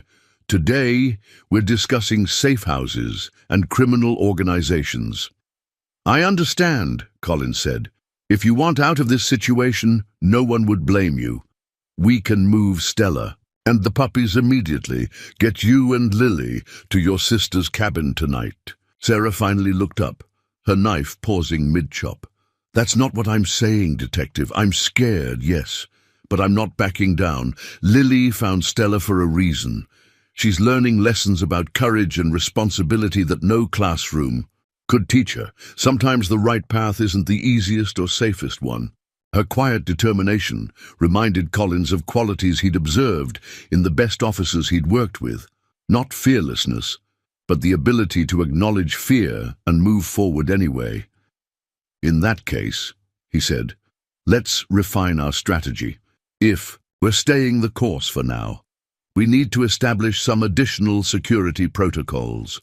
Together, they developed a communication system, code words, and check-in procedures that would allow them to verify each other's safety without alerting potential observers. Collins taught Sarah basic situational awareness techniques, how to identify surveillance and actions to take if she suspected they were being watched. Later that evening, after Lily had been tucked into bed, Collins made another call to Garcia, updating her on Dr. Fernandez's assessment of the tracking chip and their evolving plans. "The captain's concerned," Garcia told him. "This Cerberus group, we're discovering connections to international smuggling operations, private military, contractors with questionable reputations. These aren't street-level criminals, Jim. They're organized, well-funded, and they operate in shadows most law enforcement never even sees." "All the more reason to build our case carefully," Collins replied. "If we move too quickly, they'll disappear, and we'll lose our chance to shut down their entire operation." "Using Stella as bait is risky," Garcia cautioned. "Not bait," Collins corrected firmly. "She's the key, not the lure, and we're not exposing her to unnecessary danger. The plan depends on making them believe they still have the advantage while we control the actual situation." After ending the call, Collins checked on Stella one last time before attempting to get some rest on the pull-out couch in the study. The German shepherd was awake, her watchful gaze following him as he entered the nursery. The puppies slept peacefully against her warm body, tiny paws occasionally twitching in newborn dreams. "Getting any sleep at all, partner?" Collins asked softly, kneeling beside the whelping box. Stella's tail thumped once against the blankets, her subtle way of communicating when she couldn't bark or move without disturbing her puppies. "Yeah, me neither," he admitted. "Too much on my mind. But we're making progress. We'll figure this out, get you and the little ones to safety, and then we'll find the people who took you from me."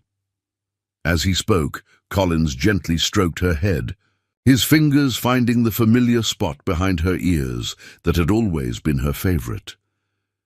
Stella leaned into his touch, a small but meaningful gesture of trust and connection. In that quiet moment, surrounded by new life and renewed purpose, Collins felt something shift within him, the last lingering shadows of grief and loss giving way to determination and hope.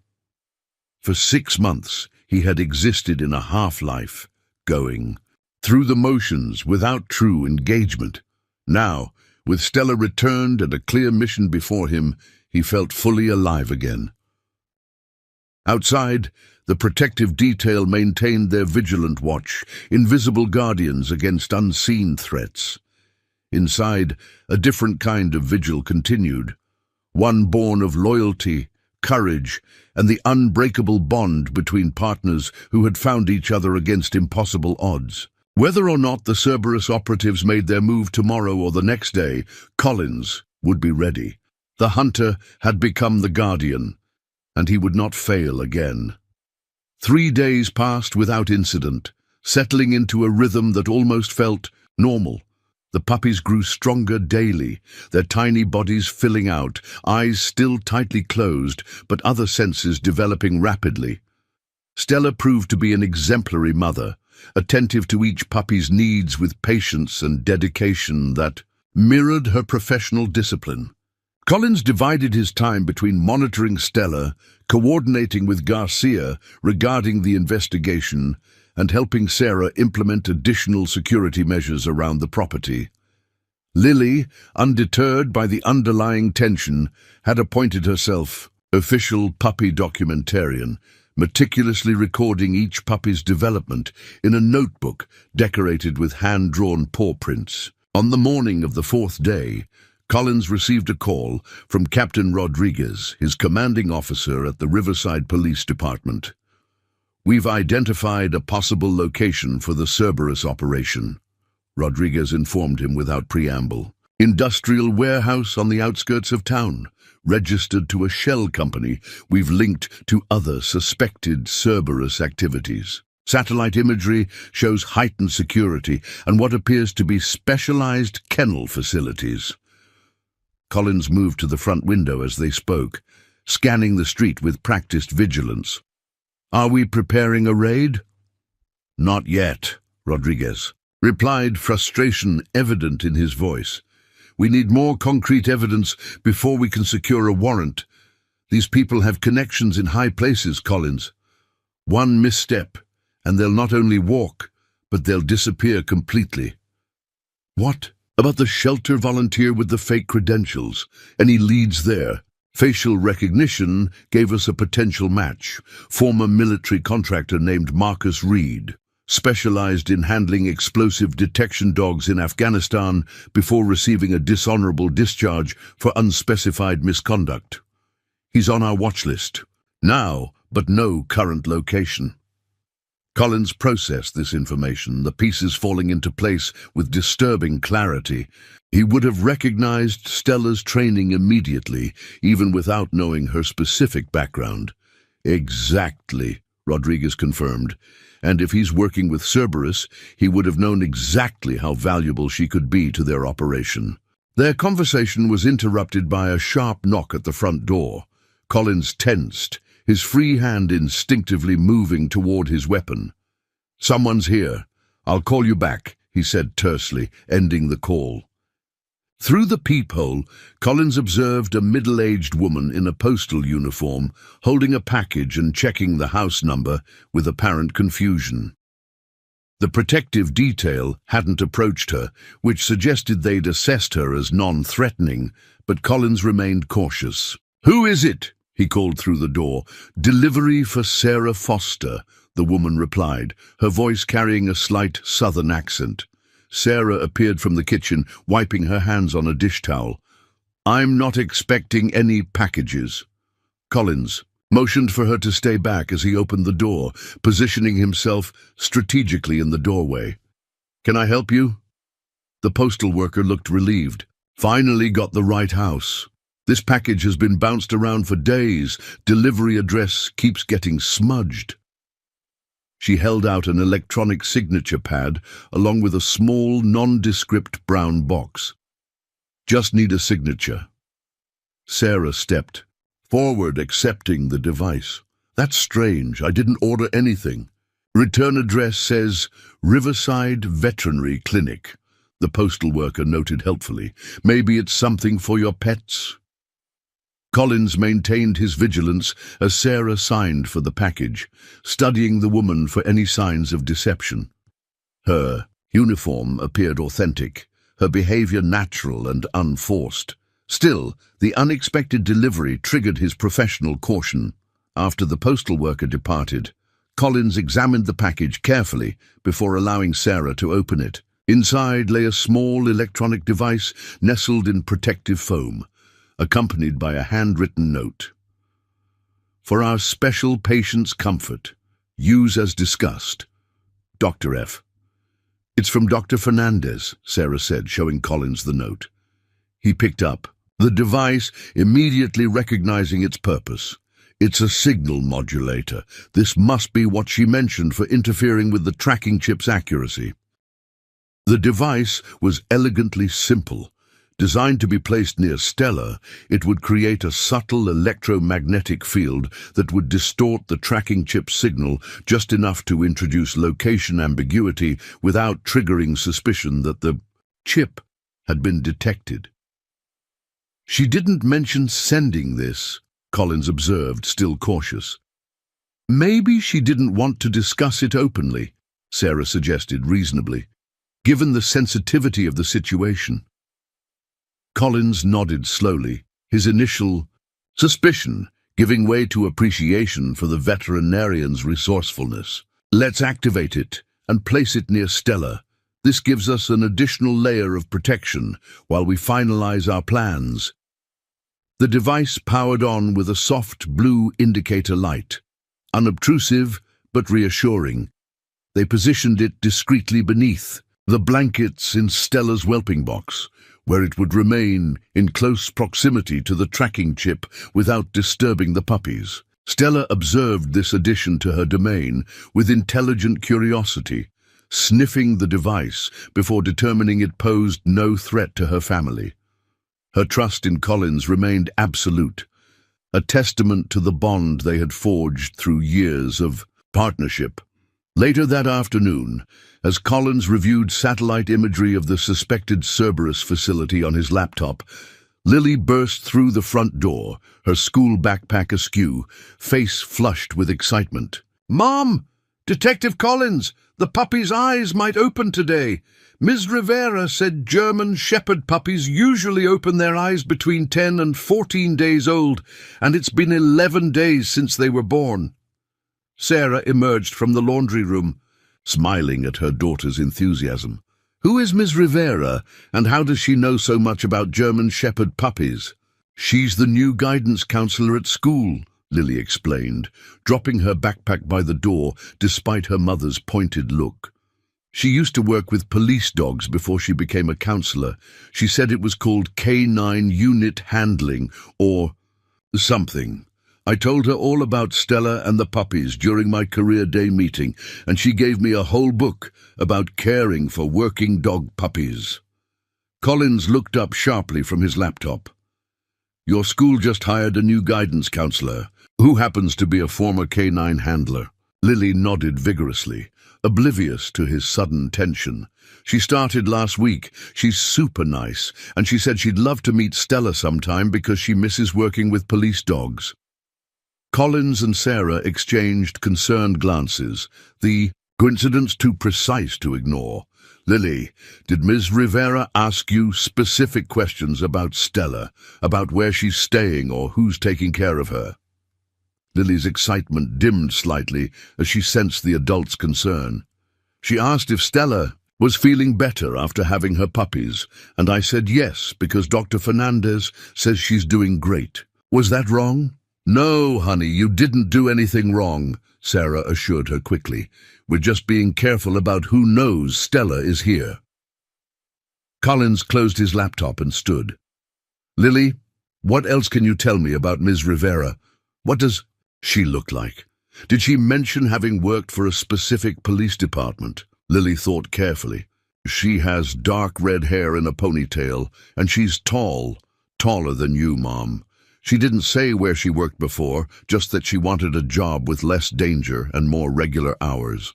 Oh, and she has a really cool tattoo on her wrist, like a three-headed dog. She said it was from Greek mythology. A three-headed dog, Collins repeated, the significance immediately apparent. Cerberus. Sarah paled slightly. You think she's connected to the people who took Stella? Collins nodded grimly. It's too perfect.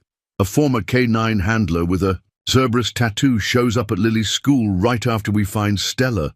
That's not coincidence, that's surveillance. But how would they know to look at Lily's school? Sarah asked, instinctively moving closer to her daughter. The tracking chip would lead them to this house, Collins reasoned, and basic observation would show a child living here. School records aren't difficult to access if you have the right connections. They're establishing multiple monitoring points. Lily looked between them, her expression crumpling with distress. Did I put Stella in danger? I didn't mean to tell. Secrets. Collins knelt to her level, his tone gentle but serious. You didn't know, Lily. We didn't warn you because we didn't want to scare you. But now we need your help. Did you tell Ms. Rivera anything else about Stella or the puppies? Anything about me or our plans? Lily shook her head emphatically. Just that Stella had 6 puppies, and that they were all doing well. And that you were helping take care of them because you're her police partner. That's good, Collins assured her. And from now on, if Ms. Rivera or anyone else asks about Stella, what should you say? That it's private family business? Lily suggested, intuiting the correct approach with surprising maturity. Exactly, Collins confirmed. You don't have to be rude or act suspicious. Just say something like, my mum asked me not to talk about our home stuff at school. Lily nodded solemnly, accepting this new responsibility. I can do that, I promise. Collins straightened up, turning to Sarah. We need to accelerate our timeline. If they've established surveillance at Lily's school, they're closing in. The modulator Dr. Fernandez sent will help confuse the tracking. Signal, but it won't throw them off indefinitely. What's our next move? Sarah asked, her calm demeanor belied only by the protective arm she kept around Lily's shoulders. We move Stella and the puppies tonight, Collins decided. Dr. Fernandez confirmed they're strong enough for transport, and we can't risk waiting any longer. As they discussed logistics, Collins' phone rang. Garcia again, her tone urgent. Jim, we've got movement at the Cerberus warehouse. Several vehicles departing, including a specialized animal transport van. They could be heading your way. Collins checked his watch. How long? 20 minutes, maybe less. Patrol units are tracking discreetly, but we can't intervene without cause. Understood. We're accelerating evac plans. Have the secure transport ready at the rendezvous point in 30 minutes. Collins ended the call, turning to Sarah and Lily with renewed urgency. We need to leave now. Sarah, grab only essentials for you and Lily. Enough for a few days.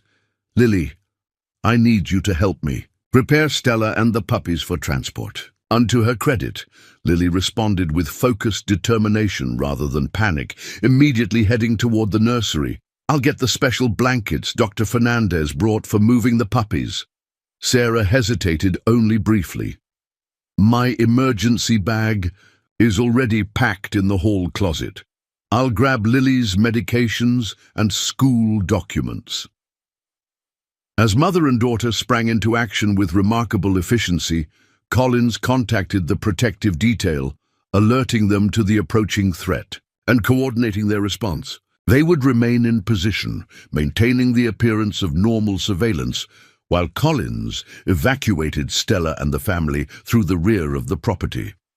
In the nursery, Collins found Lily already preparing the special padded carrier Dr. Fernandez had provided for transporting newborn puppies. The container was designed with separate compartments to prevent the puppies from being crushed during movement, while maintaining the warmth and close contact they needed.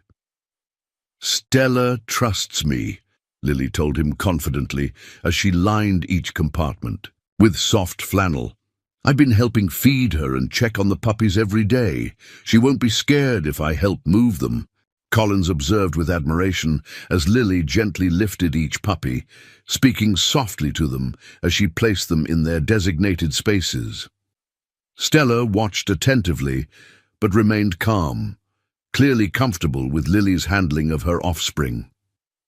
"You have a gift with her," Collins noted, impressed by the girl's natural rapport with the German Shepherd. "That's rare, especially with a trained police dog." Lily beamed at the compliment. "Stella knows I would never hurt her babies. We have an understanding." The simple wisdom in her statement struck Collins profoundly. In his years of canine training and handling, he had encountered many officers who approached working dogs as tools, to be utilized rather than partners to be understood. Lily's instinctive comprehension of Stella's trust as a covenant rather than a command demonstrated emotional intelligence beyond her years. With the puppies secured in their transport carrier, Collins helped Stella to her feet. Despite nearly 2 weeks of relative inactivity since giving birth, the German Shepherd moved with immediate readiness when presented with her working harness, muscle memory from years of service responding to the familiar equipment. "That's my girl," Collins murmured as he fastened the harness, a wave of pride washing over him at her instantaneous transition from nursing mother to alert service dog. "Time to move out." Sarah appeared in the doorway, a small duffel bag slung over her shoulder and Lily's backpack in hand. "The car's in the garage. We can leave through the back door and cut through the Petersons' yard to reach the alley." Collins nodded approval at her strategic thinking. "Perfect, let's move." As they prepared to depart, Lily paused, turning back to look at the room that had become Stella's nursery. "Will we ever come back here?" she asked softly. The question held implications beyond its simple wording. Would their lives ever return to normal? Would the safety and stability they had taken for granted be restored? Collins met her gaze honestly. "I don't know, Lily, but I promise you this. Wherever we go together." "Stella, the puppies, all of us. We're a team now." The answer seemed to satisfy her. With renewed determination, Lily carefully lifted the puppy carrier, ready to follow Collins's lead into an uncertain future, but one faced with courage, purpose, and unexpected allies forged in the crucible of crisis. Outside, the afternoon sun cast long shadows across the yard as they slipped quietly through the rear gate, leaving behind the comfort of home for the promise of safety elsewhere.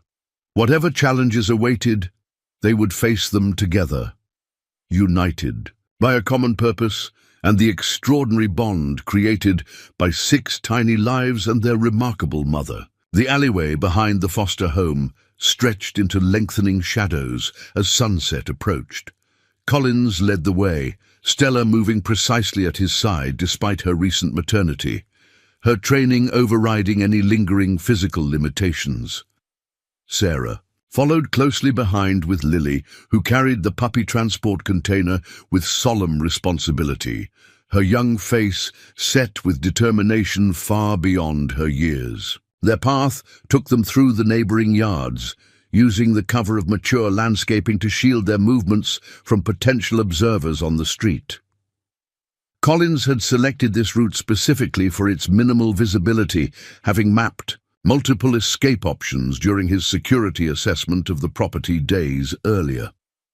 The rendezvous point is 3 blocks south, Collins explained in hushed tones as they navigated between fences and garden sheds. Officer Chen will be waiting in an unmarked K9 unit vehicle, specially equipped for transporting Stella and the puppies. "What about our car?" Sarah asked, practical even in crisis. "Garcia will have someone retrieve it later," Collins assured her. "Right now, our priority is putting distance between us and anyone monitoring the house." As they approached the end of the alleyway, Collins raised his hand for them to halt. Cautiously, he peered around the corner, scanning for any signs of surveillance or pursuit. The residential street appeared normal. A few neighbors working in their yards, children, riding bicycles in the early evening light. "Looks clear," he whispered, "but we'll cross one at a time. I'll go first with Stella, then signal when it's safe for you to follow with Lily and the puppies." Sarah nodded, understanding, placing a reassuring hand on Lily's shoulder. Collins couldn't help but admire her composure, maintaining calm for her daughter's sake, despite the extraordinary circumstances. With measured steps, Collins and Stella crossed the street, maintaining a casual pace that wouldn't draw attention. Once safely on the opposite sidewalk, he raised his hand subtly, signaling for Sarah and Lily to follow. They moved with admirable discipline, Sarah guiding Lily with gentle pressure on her back, neither rushing nor hesitating in a way that might attract notice. "Good job," Collins murmured when they rejoined him in the shelter of a large oak tree. "Just 2 more blocks. Stay close." They continued their journey through the quiet neighborhood, blending into the evening routines of families returning home, mail being collected, garbage bins rolled to the curb. To casual observers, they might appear to be nothing more extraordinary than a family walking their dog. As they neared the rendezvous point, a small park with limited vehicle access, Collins noted a dark blue SUV parked beneath the shade of several pine trees, its engine running but lights off. The vehicle matched the description Garcia had provided for their transport. "That's our ride," he confirmed, feeling the first glimmer of relief since receiving Garcia's warning call. "Let's move toward it casually. No rushing." They approached, the SUV from the side, staying within the tree line for additional cover. As they drew closer, the driver's window lowered slightly, revealing a woman in plain clothes, Officer Chen. Her dark hair pulled back in a practical ponytail, her expression professionally neutral. "Sunflower," Chen said quietly. The confirmation code they had established.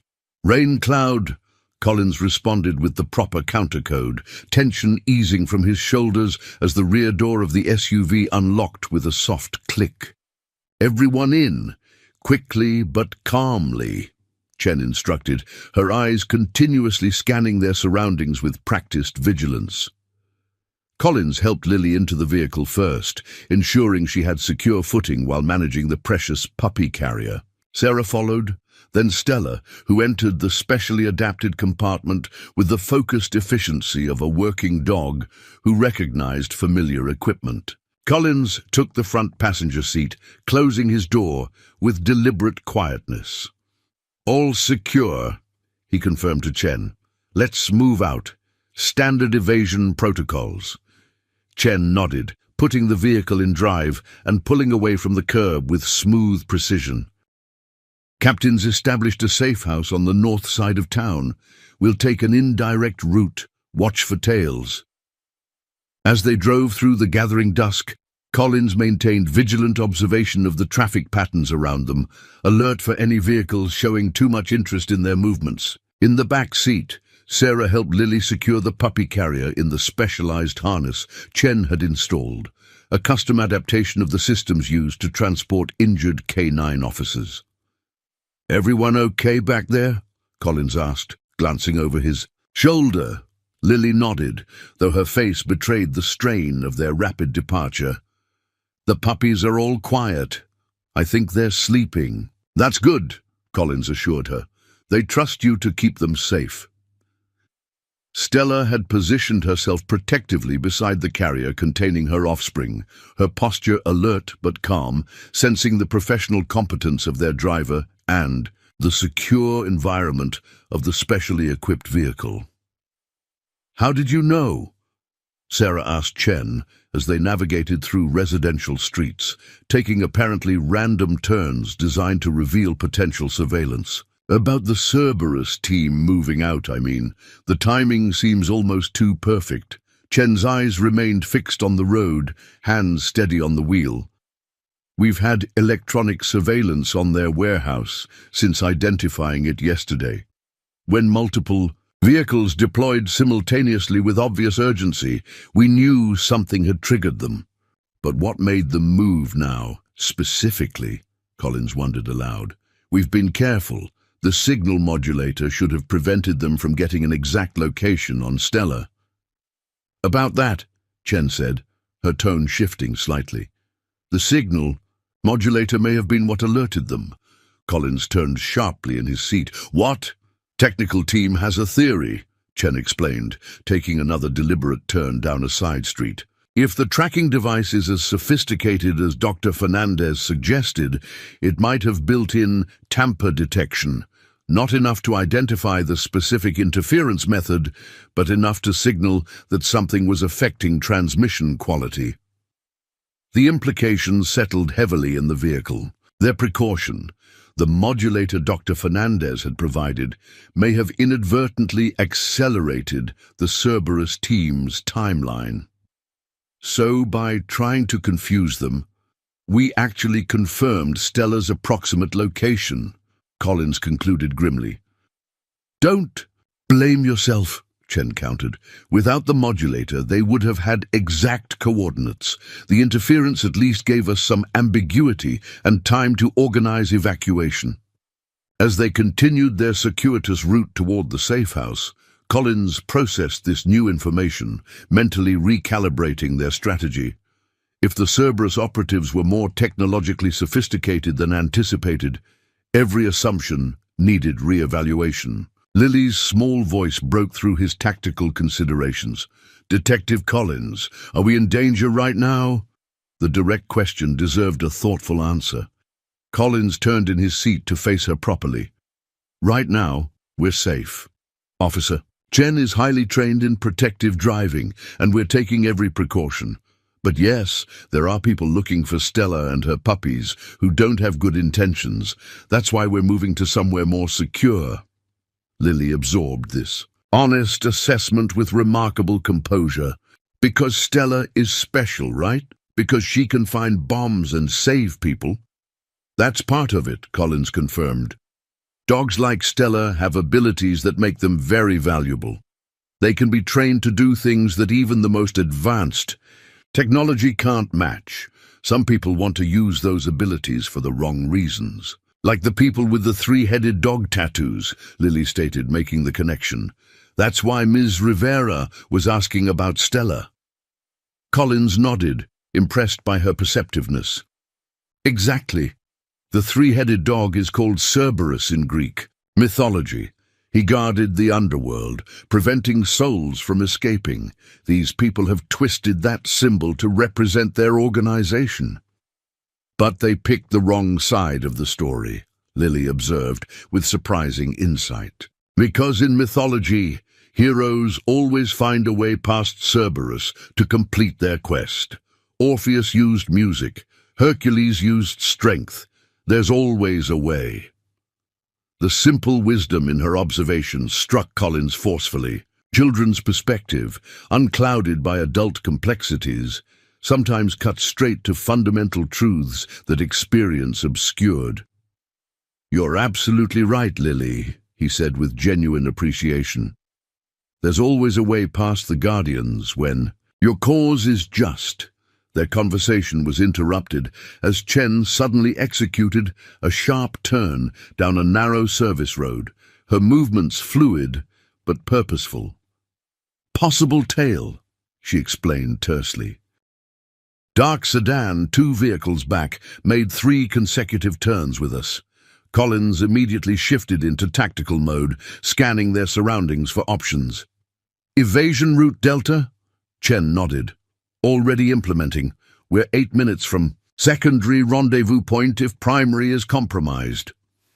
In the back seat, Sarah instinctively pulled Lily closer, her arm protective around her daughter's shoulders. Stella had also responded to the change in energy, rising to a more alert posture, her training recognizing the subtle shift toward potential threat response. "What can we do?" Sarah asked, her voice remarkably steady despite the circumstances. "Seatbelt secure, stay low," Collins instructed. "If I give the word descend, that means cover Lily and the puppies on the floor of the vehicle." Chen navigated a complex series of turns, alternating between acceleration and deceleration in patterns designed to confirm and possibly shake surveillance. After several minutes of these maneuvers, she spoke with quiet professionalism. "I believe we've cleared them. The sedan broke pattern at the last intersection." Collins maintained his vigilance, unwilling to relax prematurely. "Could have been passing off to another vehicle." "Possible," Chen acknowledged, "but unlikely, given the residential area we're entering, limited ingress points, difficult to coordinate seamless handoff." As they entered a neighborhood of modest homes with well-maintained yards, Chen reduced their speed to match local traffic patterns. Approaching safe house, final verification scan of surroundings. Collins conducted a methodical visual sweep, noting nothing out of ordinary for an early evening in a family neighborhood. Children were being called in for dinner, porch lights illuminated welcoming doorways, and the occasional dog walker moved unhurriedly along tree-lined sidewalks. "Appears clear," he confirmed.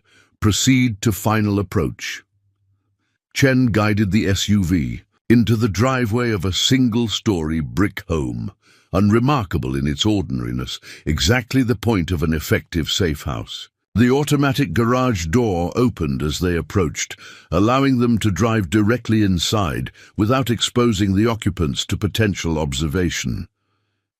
As the garage door closed behind them, a collective release of tension rippled through the vehicle. They had reached temporary sanctuary, at least for now.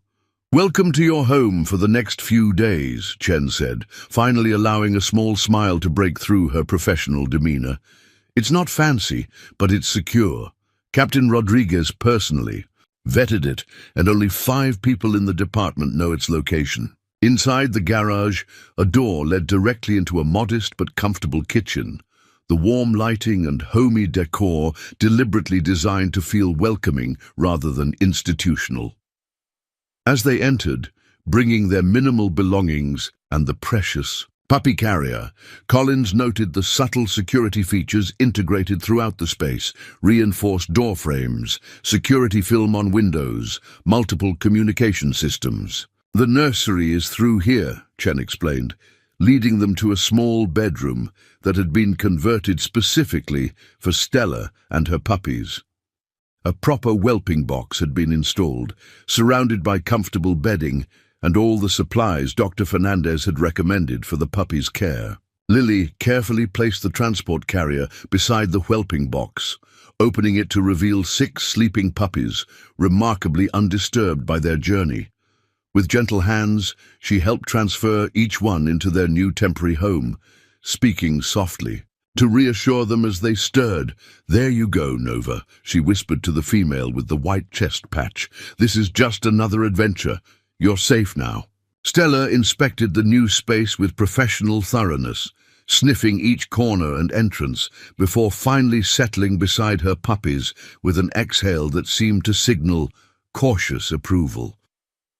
"She knows we're secure," Collins observed, watching his partner's behavior with the intimate understanding born of years working together, at least for now. As Lily continued settling the puppies, Sarah took Collins aside, her expression somber but resolute. "What happens now? How long do we stay here? That depends on how the investigation progresses, Collins answered honestly. We need to neutralize the threat, not just hide from it. Garcia's team is gathering evidence for a warrant to raid the Cerberus facility. Once that happens, we'll have a clearer picture of next steps. Sarah nodded, processing this information. And Lily? She can't miss school indefinitely without raising questions.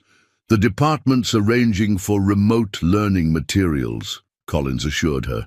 We've established a cover story about a family emergency requiring travel. Your sister is helping. Maintain the narrative by collecting mail and occasionally visiting your house to maintain appearances. Their planning was interrupted by Lily's excited call from the nursery. Mom, Detective Collins, Nova's opening her eyes. I think she's the first one. They returned to find Lily kneeling beside the whelping box, her face alight with wonder. As the small female puppy with the white chest patch blinked uncertainly, tiny slits of blue-gray visible beneath barely parted eyelids. They're born with blue eyes, Lily explained with the authority of recently acquired knowledge, but most German shepherds' eyes turn amber or brown as they get older. Collins knelt beside her, genuinely moved by this small milestone amidst the larger crisis.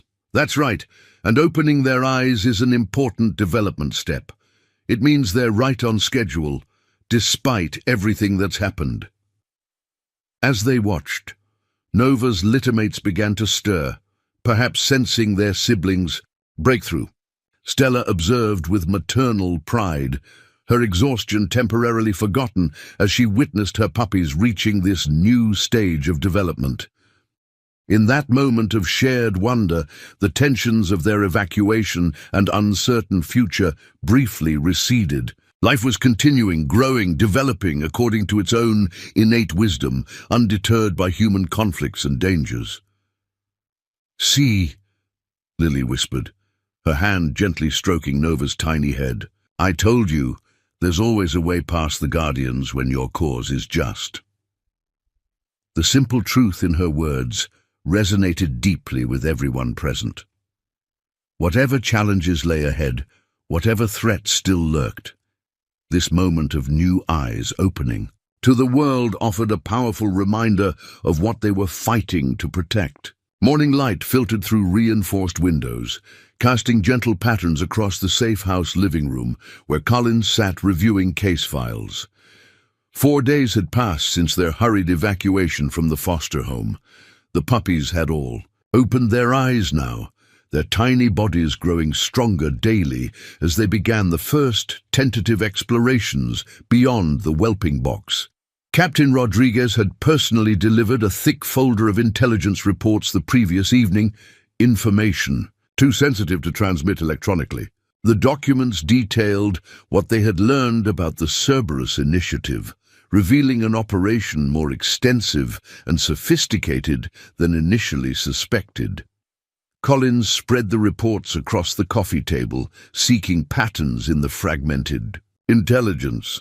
Financial records showed shell companies extending across 3 states. Personnel dossier identified former military and law enforcement specialists with expertise in canine training. Most disturbing were the client lists, private security firms with questionable international operations, wealthy individuals with connections to restricted regions, and several entries marked only with alphanumeric codes that suggested government or paramilitary contracts. Finding anything useful? Sarah asked, entering with 2 mugs of coffee. She had adapted to their circumstances with remarkable resilience, establishing routines that provided Lily with stability despite their displacement. Pieces of a puzzle, Collins replied, accepting the coffee gratefully. But the central connection is still missing. Something links these operations beyond profit motive. Sarah settled in the chair opposite him, her analytical mind, which Collins had come to respect greatly, focused on the scattered documents. "May I?" she asked, gesturing. To the reports, Collins nodded. Sarah's background in corporate compliance work had proven unexpectedly valuable. her trained eye catching financial patterns his law enforcement perspective sometimes missed. She studied several pages with methodical focus before separating. One particular document. Have you looked closely at this property holding company, Triggered Holdings? One of several shell corporations, Collins confirmed. They own the warehouse facility we've been monitoring.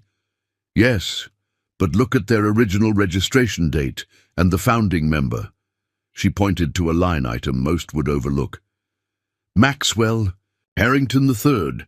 That name appears elsewhere in these files. Collins quickly shuffled through the documents, locating the personnel dossiers. Sure enough, a Maxwell Harrington appeared as a former military intelligence officer with specialized training in canine warfare tactics, discharged under classified circumstances 7 years ago. The connection isn't just organizational, it's personal, Sarah observed. This isn't merely a business enterprise. It's one individual's operation, disguised behind corporate structures. Collins felt a surge of investigative energy, the familiar sensation when dispersed facts suddenly aligned into coherent pattern. This changes our approach entirely. If Harrington is the central figure, we can focus our surveillance and intelligence gathering more efficiently. Their strategic discussion was interrupted by Lily's appearance in the doorway, her face alight with excitement despite the early hour. Nova took her first real steps, not just wiggling around, but actual walking. You have to come see. The urgency of the case momentarily receded as Collins and Sarah followed Lily to the nursery, where remarkable developments were indeed underway. Nova, the female puppy with the distinctive white chest marking, had separated herself from her littermates and was making determined, if wobbly, progress across the whelping box. Her tiny legs splayed awkwardly with each step, but her determination was unmistakable. Stella watched attentively from her position beside the box, her intelligent eyes tracking her adventurous daughter's movements with maternal vigilance. When Nova reached the edge of the whelping box, momentarily at risk of tumbling over, Stella gently nudged her back toward safety with her nose. "She's the bravest," Lily declared proudly. "The others are still mostly sleeping or crawling, but Nova wants to explore." Collins knelt beside the whelping box, professional concerns temporarily overshadowed by the simple wonder of new life developing. "She has her mother's spirit," he observed, smiling as Nova changed direction and wobbled toward his extended hand. "Strong-willed and determined." "Is that what made Stella such a good police dog?" Lily asked, settling cross-legged beside him. "It was part of it," Collins confirmed. "The best working dogs have natural drive, an internal motivation that makes them want to solve problems and overcome challenges. But they also need the right temperament, the ability to stay focused under pressure and make good decisions even in chaotic situations." Lily nodded thoughtfully, watching as 2 more puppies began tentative movements, perhaps inspired by their sister's example. "Do you think Nova could be a police dog too, like her mum?" The question carried unexpected weight, touching on matters of future, purpose, and continued connection that Collins had deliberately avoided considering during their present crisis. The puppy's eventual placement hadn't factored into his immediate tactical thinking. Survival and security were the priorities. Yet, Lily's simple question forced recognition of the inevitable moment when decisions about their long-term futures would need addressing. "She certainly has potential," Collins answered carefully, "but becoming a police dog requires specific training from a very young age. Only about 1 in 10 puppies, even from excellent working lines like Stella's, successfully complete the program." "That's okay," Lily said with surprising equanimity. "Maybe some of them are meant for different jobs. Mum says everyone has their own path." Sarah smiled at her daughter's wisdom. "That's right. And speaking of paths, yours this morning should lead to the kitchen for breakfast, followed by your online schoolwork." As Lily reluctantly departed for her morning routine, Collins returned his attention to Nova, who had now recruited 2 of her brothers into her exploratory ventures. The puppy's rapid development provided a visible testament to the passing.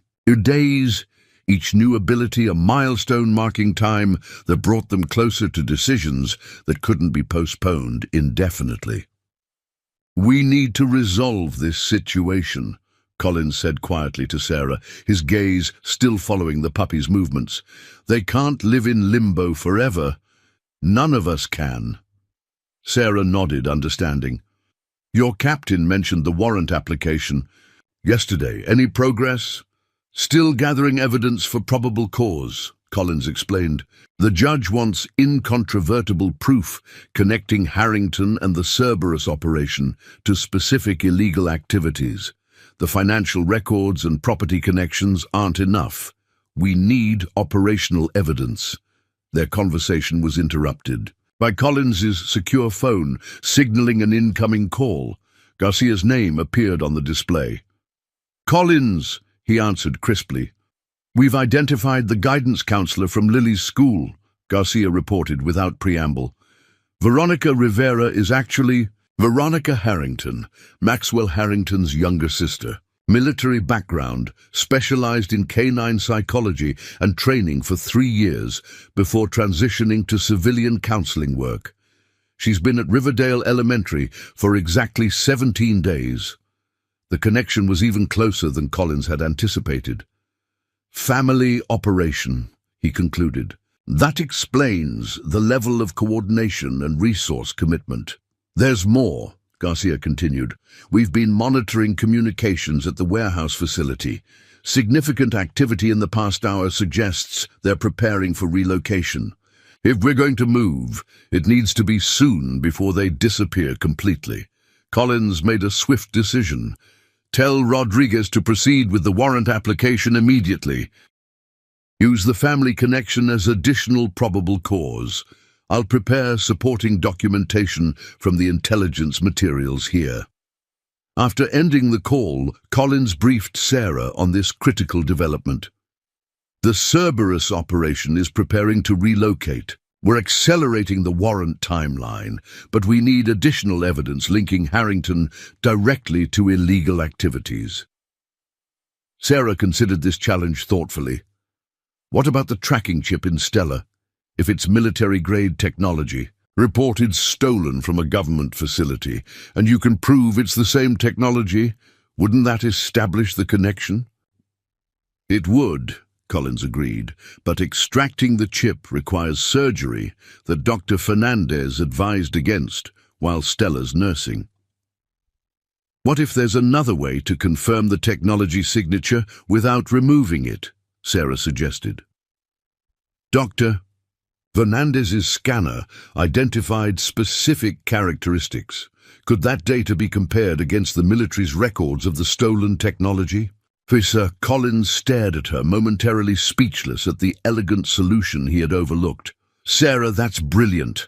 The technical signature alone could be enough, especially if we can demonstrate it matches the specific batch reported stolen."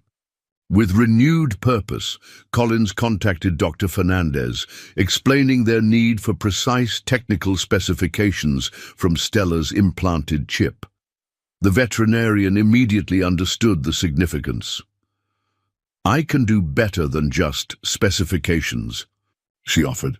"The scanner I used stores the complete electronic signature. I can transmit that data directly to your technical team for comparison against military records." While this plan advanced, Collins returned to the intelligence materials, preparing the additional documentation Garcia would need for the warrant application. Sarah assisted, her corporate compliance experience proving invaluable in organizing the financial evidence that demonstrated money laundering through the various shell companies. By mid-afternoon, their collaborative efforts had produced a comprehensive brief connecting Maxwell Harrington to the Cerberus initiative through financial records, property ownership, personnel connections, and, most significantly, the technical signature from Stella's tracking chip, which the military had confirmed matched the stolen technology. "The judge has signed the warrant," Garcia reported when she called again. "Tactical team is mobilizing now. We move on the warehouse facility at 1800 hours. "I should be there," Collins stated, the instinct to participate in the operation strong, despite his protective assignment. "Captain's orders are explicit," Garcia countered firmly. "Your position remains securing Stella and the family. The tactical team is fully briefed on what to secure and document. Your expertise is more valuable where you are, especially if they attempt to leverage the tracking chip to locate you during the operation." Though professionally frustrating, Collins recognized the tactical wisdom in this approach. As the raid's primary target, the Harringtons might indeed attempt to recover Stella as a fallback asset if their main facility was compromised. After the call ended, Collins found Sarah in the kitchen preparing dinner. The routine domesticity, a stark contrast to the high-stakes operation being mobilized across town. "They're moving on the warehouse tonight," he informed her, keeping his voice low to avoid alarming Lily, who was completing schoolwork in the adjacent room. "We need to maintain maximum security here until we confirm the operation's success." Sarah nodded, her movements steady despite the tension this news surely generated. "Should we tell Lily?" "A modified version," Collins suggested. "She should understand we need to be especially vigilant tonight, but without causing unnecessary fear." Their conversation was interrupted by Officer Chen's arrival in the kitchen, her expression uncharacteristically concerned. "Perimeter alarm triggered briefly on the east side," she reported. "Could be environmental. There's wildlife in the adjacent property, but I'm initiating additional security protocols as precaution." Collins immediately shifted to tactical assessment. Timing could be coincidental, or they might have detected the increased activity at the department and accelerated their timeline. "I've already requested backup," Chen confirmed. "ETA 12 minutes. All entry points are secured, and surveillance feeds show no immediate threats, but I recommend moving everyone to the interior safe room until we've completed a thorough perimeter check." Collins nodded agreement, turning to Sarah. "Gather Lily and essential supplies. I'll help Chen secure Stella and the puppies." The practiced calm with which Sarah responded to this development reflected the remarkable adaptation she had made to their extraordinary circumstances. Without panic or question, she moved efficiently to collect her daughter and the emergency kit they had prepared for precisely this contingency. Up next, you've got 2 more standout stories right on your screen. If this one hit the mark, you won't want to pass these up. Just click and check them out. And don't forget to subscribe and turn on the notification bell so you don't miss any upload from us.